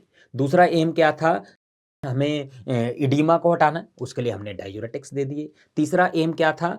लेफ्ट वेंट्रिकुलर हाइपरट्रॉफी को रोकना है, उसमें 4 में से कोई एक दवाई काम करेंगे, beta blocker, AC inhibitors, ARBs और aldosterone antagonist. And lastly oral inotropic की जरूरत किसी किसी पेशेंट में होती है, उसमें होता है डिजॉक्स। तो क्लासिकली हम 3 डीज यूज करते थे क्रॉनिक सीएचएफ में, 3 डीज कहते थे, डायलेटर्स, डायूरेटिक्स एंड डिजॉक्स। ठीक, तो ये हो गया क्रॉनिक सीएचएफ। ओके, तो now we will move to some new drugs in congestive heart failure. CHF में कुछ नई दवाइयां हैं, तो इंपॉर्टेंट न्यू ड्रग्स पढ़ते हैं। सबसे पहले हम न्यू मैकेनिज्म्स पढ़ते हैं, किस तरीके से नए टारगेट्स। तो सबसे इंपॉर्टेंट इसमें टारगेट है बीएनपी। बीएनपी फुल फॉर्म क्या होती है? BNP brain natriuretic peptide. Brain natriuretic peptide, हमारी बॉडी में 3 तरह की नेट्रियूरेटिक पेप्टाइड्स होते हैं, एएनपी, बीएनपी, सीएनपी। ठीक है, तो बीएनपी जो होता है ब्रेन नेट्रियूरेटिक पेप्टाइड, तो नाम से पता लग रहा है नेट्रियूरेसिस करेगा। नेट्रियूरेसिस मतलब यूरिन में सोडियम का लॉस, तो it will cause loss of sodium in the urine. And second, it is a very important vasodilator substance. तो 2 काम करता है, एक सोडियम निकालता है, एक वेसोडाइलेशन करता है। तो क्या आपको सीएचएफ में ये काम चाहिए या नहीं चाहिए? ऑब्वियसली चाहिए। हमें सोडियम निकालना है ताकि एडीमा कम हो, हमें वेसोडाइलेशन करनी है ताकि वर्क कम हो, तो दैट मीन्स सीएचएफ में हमें बीएनपी को बढ़ाना है। ठीक, तो एंडोजिनसली भी बॉडी में बीएनपी थोड़ा बहुत बढ़ जाता है, बट उतना लेवल तक कई बार नहीं बढ़ पाता जितना हम चाहते हैं, तो बीएनपी इज रिक्वायर्ड। ठीक है, बट बनने के बाद बीएनपी बॉडी में नॉर्मली टूट जाता है, मेटाबोलाइज हो जाता है, और जो एंजाइम इसको तोड़ता है उसका नाम है एनईपी, न्यूट्रल एंडोपेप्टिडेज। ये एक एंजाइम है न्यूट्रल एंडोपेप्टिडेज, ये बीएनपी को तोड़ता है। इसी का दूसरा नाम है नेप्रिलाइसिन। तो नेप्रिलाइसिन या एनईपी एक ही बात है, ये बीएनपी को तोड़ता है। ठीक, तो सीएचएफ में हम क्या चाहते हैं? बीएनपी ज्यादा हो या कम हो? ज्यादा चाहते हैं। तो इसको ज्यादा करने के क्या तरीके? सिंपलेस्ट तरीका क्या है कि बाहर से बीएनपी दे दो। बीएनपी दिया तो बीएनपी जैसा काम करेगा, और उस बीएनपी का नाम है जो हम बाहर से देते हैं, that drug is called as nesiritide. Nesiritide, nesiritide is nothing but recombinant BNP. अब नेजिरीटाइड में प्रॉब्लम क्या है? सबसे बड़ी प्रॉब्लम नेजिरीटाइड में यह है कि ये बीएनपी है। बीएनपी में पी क्या होता है? Brain natriuretic peptide. ये पेप्टाइड है, इसके नाम से पता लग रहा है, इसका नाम टाइड में खत्म होता है। Any drug whose name end with tide is a peptide. तो नेजिरीटाइड भी पेप्टाइड। अब पेप्टाइड होने से क्या नुकसान है? पेप्टाइड होने से नुकसान ये है कि हम उस दवाई को ओरल नहीं दे सकते। क्यों? क्योंकि जीआईटी में हमारे पेप्टिडेजेस बैठे, हमारे जीआईटी में पेप्सिन, ट्रिप्सिन, कीमोट्रिप्सिन कितने बैठे। तो जैसे ही कोई पेप्टाइड ओरल आएगा तो ये पेप्टिडेजेस उसको तोड़ देंगे, ओरली इफेक्टिव नहीं होगी। पेप्टाइड्स ओरली इफेक्टिव नहीं होती, तो जो दवाइयां टाइड में खत्म होती हैं वो ओरली इफेक्टिव नहीं होती। क्लियर? तो इसको हमें देना पड़ता है इंट्राविनस आईवी, ओरली इफेक्टिव नहीं। दूसरी चीज, दूसरा डिसएडवांटेज या दूसरी प्रॉब्लम बीएनपी की क्या है कि ये बीएनपी है। अब क्या प्रॉब्लम है? क्योंकि ये बीएनपी है तो इसको एनईपी तोड़ दे, तो नेजिरीटाइड को भी एनईपी तोड़ देता है और बहुत जल्दी तोड़ देता है, इसलिए ये बहुत शॉर्ट एक्टिंग है। तो नेजिरीटाइड में 2 प्रॉब्लम है, एक तो आईवी देना पड़ता है, दूसरा शॉर्ट एक्टिंग है, इसलिए nesiritide is not suitable for chronic use. तो nesiritide is used only for acute CHF, symptomatic relief के लिए अक्यूट सीएचएफ में यूज करते हैं नेजिरीटाइड। ओके, तो ये हो गया पहली चीज। फिर हमने सोचा कि ऐसी दवाई बनानी चाहिए जो बीएनपी बढ़ाए बट ओरल दे पाए, तो फिर हमने दूसरी ड्रग डिस्कवर की जो इस एंजाइम को इनहिबिट कर दे, एनईपी की। अगर हमने एनईपी को इनहिबिट कर दिया तो बीएनपी टूटेगा नहीं तो लेवल बढ़ जाएगा, लेवल बढ़ जाएगा तो ये नेट्रियूरेसिस और वेसोडाइलेशन करेगा। और जो दवाइयां एनईपी को इनहिबिट करती हैं उनका नाम खत्म होता है ट्रिल में। ठीक, जैसे प्रिल एसी इनहिबिटर्स होती हैं, ऐसे ही ट्रिल एनईपी इनहिबिटर्स होती हैं। ठीक है, तो एग्जांपल जैसे इकैडोट्रिल है, इकैडोट्रिल या साकुबिट्रिल, दे आर एनईपी इनहिबिटर्स, और इनको हम ओरल दे सकते हैं। तो इकैडोट्रिल साकुबिट्रिल वगैरह दे सकते हैं, ओरल दिया, बीएनपी के मेटाबॉलिज्म को रोक दिया, बीएनपी का लेवल बढ़ गया। तो नेज़रिटाइड इंजेक्टेबल थी, इकैडोट्रिल वगैरह ओरल थी। फिर हमने सोचा कि हम ऐसी दवाई बनाते हैं जो एसीई एंजाइम को भी इनहिबिट करे और साथ में नेप्रिलाइसिन को भी इनहिबिट करे। एक ही दवाई में दोनों प्रॉपर्टीज हो, प्रिल वाली भी ट्रिल वाली भी। ऐसी दवाई जिसमें दोनों प्रॉपर्टी हों उनको हम कहते हैं vasopeptidase inhibitors, vasopeptidase inhibitors. These are the drugs having dual properties, AC को भी इनहिबिट करते हैं, एनईपी को भी इनहिबिट करते हैं। और वेसोपेप्टिडेज इनहिबिटर्स जो होते हैं, AC inhibitor plus NEP inhibitors, इसका नाम खत्म होता है पेट्रीलेट में, patrilat. Examples like omapatrilat and sampatrilat. Patrilat में क्या खास बात बताई हमने, ये प्रिल वाला काम भी करते हैं, ट्रिल वाला काम भी करते हैं। प्रिल मतलब एसी इनहिबिटर्स है और ट्रिल मतलब एनईपी इनहिबिटर्स है। तो आप इनका नाम देखोगे तो याद कर लोगे आराम से। नाम में क्या लिखा है, ट्रिल। पेट्रीलेट में ट्रिल तो नाम में है, ट्रिल मतलब एनईपी इनहिबिटर है, तो बीएनपी का लेवल बढ़ाएं। तो अब अगर आप इसका नाम ध्यान से देखोगे तो आप देखोगे कि इसके नाम में एट 2 बार आता है। पेट्रीलेट में भी एट आता है और यहां पे भी एट आता है, 2 बार एट आता है। तो ये एट और एट कैंसिल कर देते हैं एक दूसरे को, AT and AT cancel each other. AT और एट ने कैंसिल कर दिया तो बाकी नाम में क्या बच गया, प्रिल। तो मतलब इनका नाम में प्रिल भी आता है, नाम में ट्रिल भी आता है, तो प्रिल और ट्रिल दोनों का काम करते हैं। तो वेसोपेप्टिडेज इनहिबिटर्स भी सीएचएफ में यूज कर सकते हैं। तो हमने पहले हाइपरटेंशन में पढ़ा था कि जो प्रिल्स हैं, एसी इनहिबिटर्स हैं, वो साइड इफेक्ट करते हैं। कौन सा, यस, वो कफ और एंजियोडीमा कर सकते हैं। ACE inhibitors can cause cough and angioedema. तो सॉल्यूशन क्या होता है अगर एसी इनहिबिटर से किसी को कफ होने शुरू हो जाए या एसी इनहिबिटर से एंजियोडीमा होता है, तो अल्टरनेटिव क्या होता है, यस, हम एआरबी देते हैं।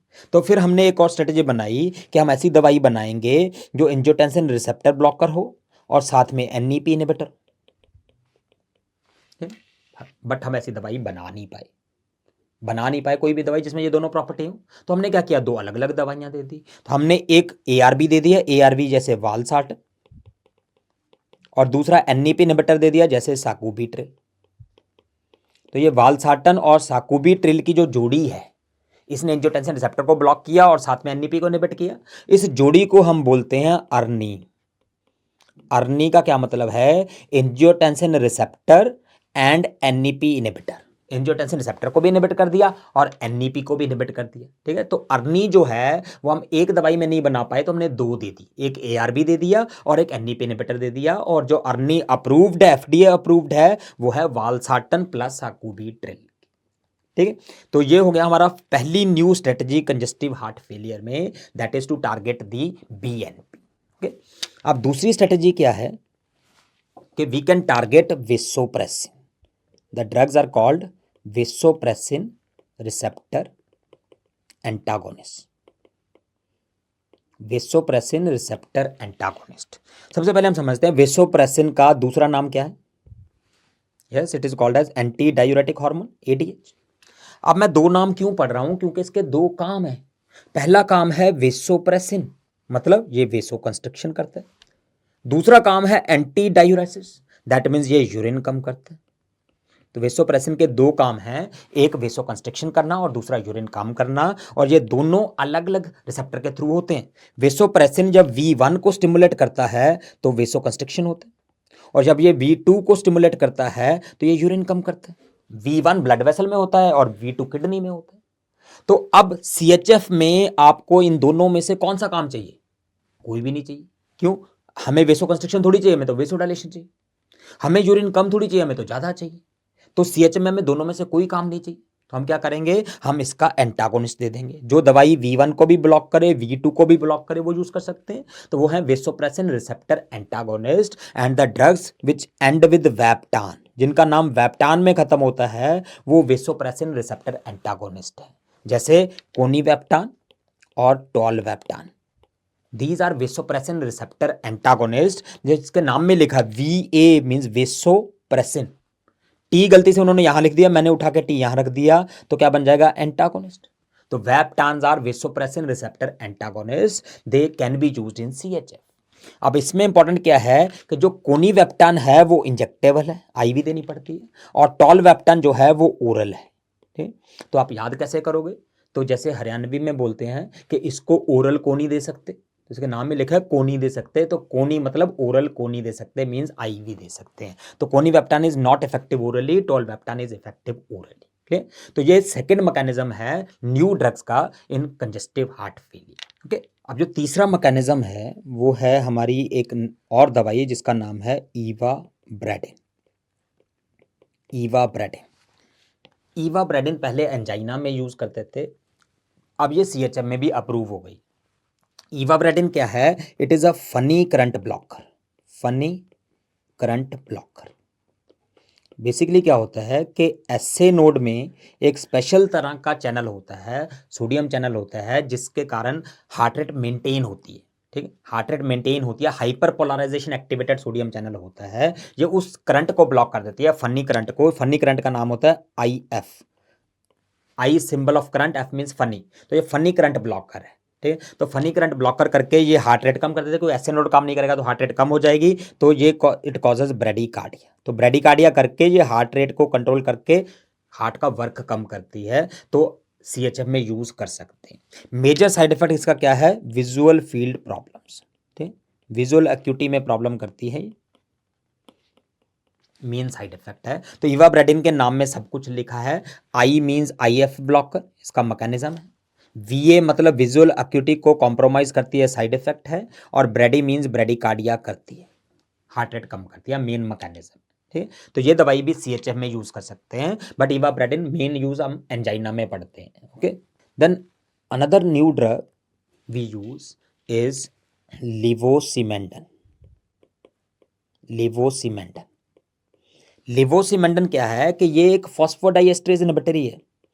फॉस्फोडाइएस्ट्रेज इनहिबिटर है, जैसे हमने पहले भी पढ़े थे, फॉस्फोडाइएस्ट्रेज जो आइनोडाइलेटर्स होते, आइनोडाइलेटर बाय एमरीनोन मिलेरिनोन पढ़ा था। ठीक है, बट इसमें खास बात ये है कि फॉस्फोडाइएस्ट्रेज इनहिबिटर होने के साथ साथ it is also a calcium sensitizer. Calcium sensitizer, phosphodiesterase inhibitor भी है और कैल्शियम सेंसिटाइजर भी है लिवोसिमेंडन। ओके, देन एक और दवाई है नई, which is omecamtiv. omecamtiv is a relatively new drug, बिल्कुल रिसेंटली एक दवाई अप्रूव हुई है CHF के लिए। तो ये क्या होता है कि बेसिकली मसल कॉन्ट्रैक्शन के लिए एक्टिन मायोसिन वगैरह चाहिए, तो जो हार्ट का मायोसिन है, कार्डियक मायोसिन, उसको स्टिमुलेट करती है। इट स्टिमुलेट कार्डियक मायोसिन, तो उससे कॉन्ट्रैक्टिलिटी बढ़ जाए। तो ओमिकैम्पटिव के नाम में लिखा है CA मतलब कार्डियक, M मतलब मायोसिन, टिम एक्टिवेटर, टिवेटर, एक्टिवेटर में अगर देखोगे तो टिव आता है, एक्टिवेटर तो टिव, तो कार्डियक मायोसिन एक्टिवेटर है, तो मायोसिन को एक्टिवेट करेगी तो कॉन्ट्रैक्टिलिटी बढ़ जाएगी। क्लियर? ओमिकैम्पटिव। लास्टली एक दवाई है SGLT2 इनहिबिटर ग्रुप की। ये वाली दवाइयां हम नॉर्मली डायबिटीज में पढ़ते हैं। किडनी में एक पंप होता है, सोडियम ग्लूकोज ट्रांसपोर्टर, उस पंप को इनहिबिट कर देते हैं, जिससे ग्लूकोज अब्सॉर्ब नहीं हो पाता और ग्लूकोज यूरिन में निकल जाता है। They cause flow of glucose in the urine, तो mainly used in diabetes. But it has been found कि SGLT2 इनहिबिटर्स CHF में बहुत फायदा करते हैं, हॉस्पिटलाइजेशन वगैरह कम करते हैं। और जो दवाइयां हैं दे आर ग्लिफ्लोजिन, एम्पाग्लिफ्लोजिन, डेपाग्लिफ्लोजिन, इनका नाम ग्लिफ्लोजिन में खत्म होता है, तो नाम नहीं आप याद कर सकते हो। अगर नाम के एंड में यूरिन लिख दो तो इसका मैकेनिज्म आ जाएगा glucose flows in urine, glucose flows in urine, urine में ग्लूकोज निकल जाएगा। They have been found to be highly effective in congestive heart failure. CHF में इफेक्टिव पाई गई हैं, एग्जैक्ट मैकेनिज्म नहीं पता, जैसे स्टैंडर्ड मैकेनिज्म जैसे हम लिखते हैं कि ये एंटीऑक्सीडेंट इफेक्ट होता है, even they can decrease the cardiac remodeling भी कम करती हुई पाई गई हैं। तो these are found to be highly effective in congestive heart failure. So these are the new drugs in congestive heart failure. अब हम चलते हैं, क्विकली समराइज कर लेते हैं कि हमने इस चैप्टर में क्या पढ़ा है, रिवीजन कर लेते हैं। तो हमने पढ़ा दो तरह का CHF होता है, low output high output, high output में कोई दवाई देने की ज़रूरत नहीं है, जिस ऑर्गन की प्रॉब्लम है उसको ठीक कर लो। Low output is the congestive heart failure जो हम पढ़ते हैं वो अक्यूट हो सकता है या क्रॉनिक हो सकता है। अक्यूट सीएचएफ में हमारा मेन एम था टू इंक्रीज कॉन्ट्रैक्टिलिटी, जो हम करते हैं आइनोट्रोपिक ड्रग से, डोपामिन डोब्यूटामिन वगैरह, और दूसरा था फ्लूइड को हटाना which we can do by diuretics. ठीक है, तो क्रॉनिक सीएचएफ में हमने पढ़ा मेन एम था हमारा 3 डीज हमने पढ़े थे, 3 Ds we can use, we are using the dilators, vasodilators to decrease the work, दूसरा डी फॉर डायूरेटिक्स था फ्लूइड हटाने के लिए, और तीसरा डी था डिजॉक्सिन। ठीक है, और बट इसके अलावा सबसे इंपॉर्टेंट इसमें होता है to reverse left ventricular hypertrophy, जो कि 4 मेन दवाइयां करती हैं। बीटा ब्लॉकर्स जिनका नाम लोल में खत्म होता है, एसी इनहिबिटर्स जिनका नाम प्रिल में खत्म होता है, एआरबीज जो सार्टन में खत्म होते हैं, और स्पाइरोनोलेक्टोन या एल्डोस्टेरोन एंटागोनिस्ट, ये हमारे लेफ्ट वेंट्रिकुलर हाइपरट्रॉफी को कम करके मोर्टेलिटी कम करते।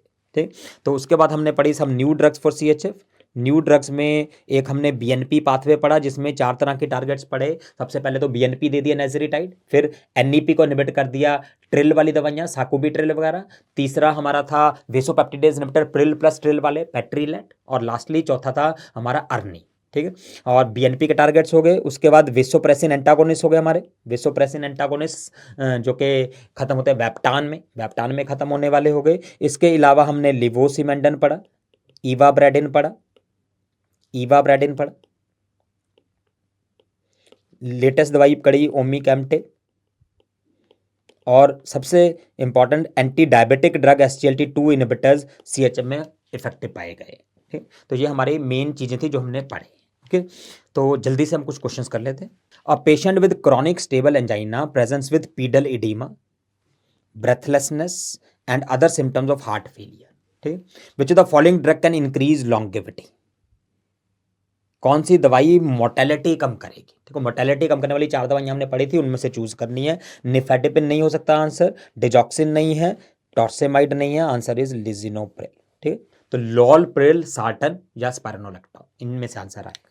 Drug of choice for treatment of digoxin induced ventricular arrhythmia, yes it is lignocaine. Lidocaine या लिग्नोकेन एक ही बात है। A patient on digoxin therapy accidentally consumed 8 tablets of digoxin 0.25 milligram, 8 गुना ले ली। 2 hours later he presented to emergency with heart rate of 54, bradycardia and ECG evidence of 3rd degree AV block, मतलब heart बहुत ज़्यादा depress हो गया, मतलब severe toxicity है। What is the immediate management? Immediate management is yes, digibind. So C for digibind, it is digoxin immune FAB here. Lignocaine काम नहीं करेगा इसमें। Okay, drug of choice for digoxin induced ventricular tachycardia, repeat question, it is lignocaine. Lignocaine is for ventricular arrhythmias. A patient on digoxin therapy had a level of 1 nanogram per ml. He was receiving several other drugs and presented 2 months later with flattening of T waves in ECG. मतलब अरिथमियास हो गए। Now the plasma level of digoxin is 3.8, 4 गुना होगा near about. Which of the following drug is likely to be responsible? कौन सी दवाई ने इसका plasma level बढ़ा दिया? ठीक है, answer will be clarithromycin. Remember, queen की वॉट लग जाएगी, वॉट T for thromycin, so thromycin, clarithromycin inhibit the P glycoprotein, तो उसके कारण अकमुलेट हो गई, that can lead to toxicity. Okay, तो ये इंपॉर्टेंट क्वेश्चंस थे। तो मैं बार बार आपको कहता ही हूँ कि success is not final, success पे पहुँच के उसको मेंटेन करना पड़ता है। Failure is not fatal, fail होने के बाद ही तो सक्सेस मिलती है, and it is the courage to continue that matters. चाहे आप फेल हो, चाहे आप सक्सेसफुल हो, बट आपको लगे रहना है, लगे रहना है, लगे रहना है। Okay, thank you very much.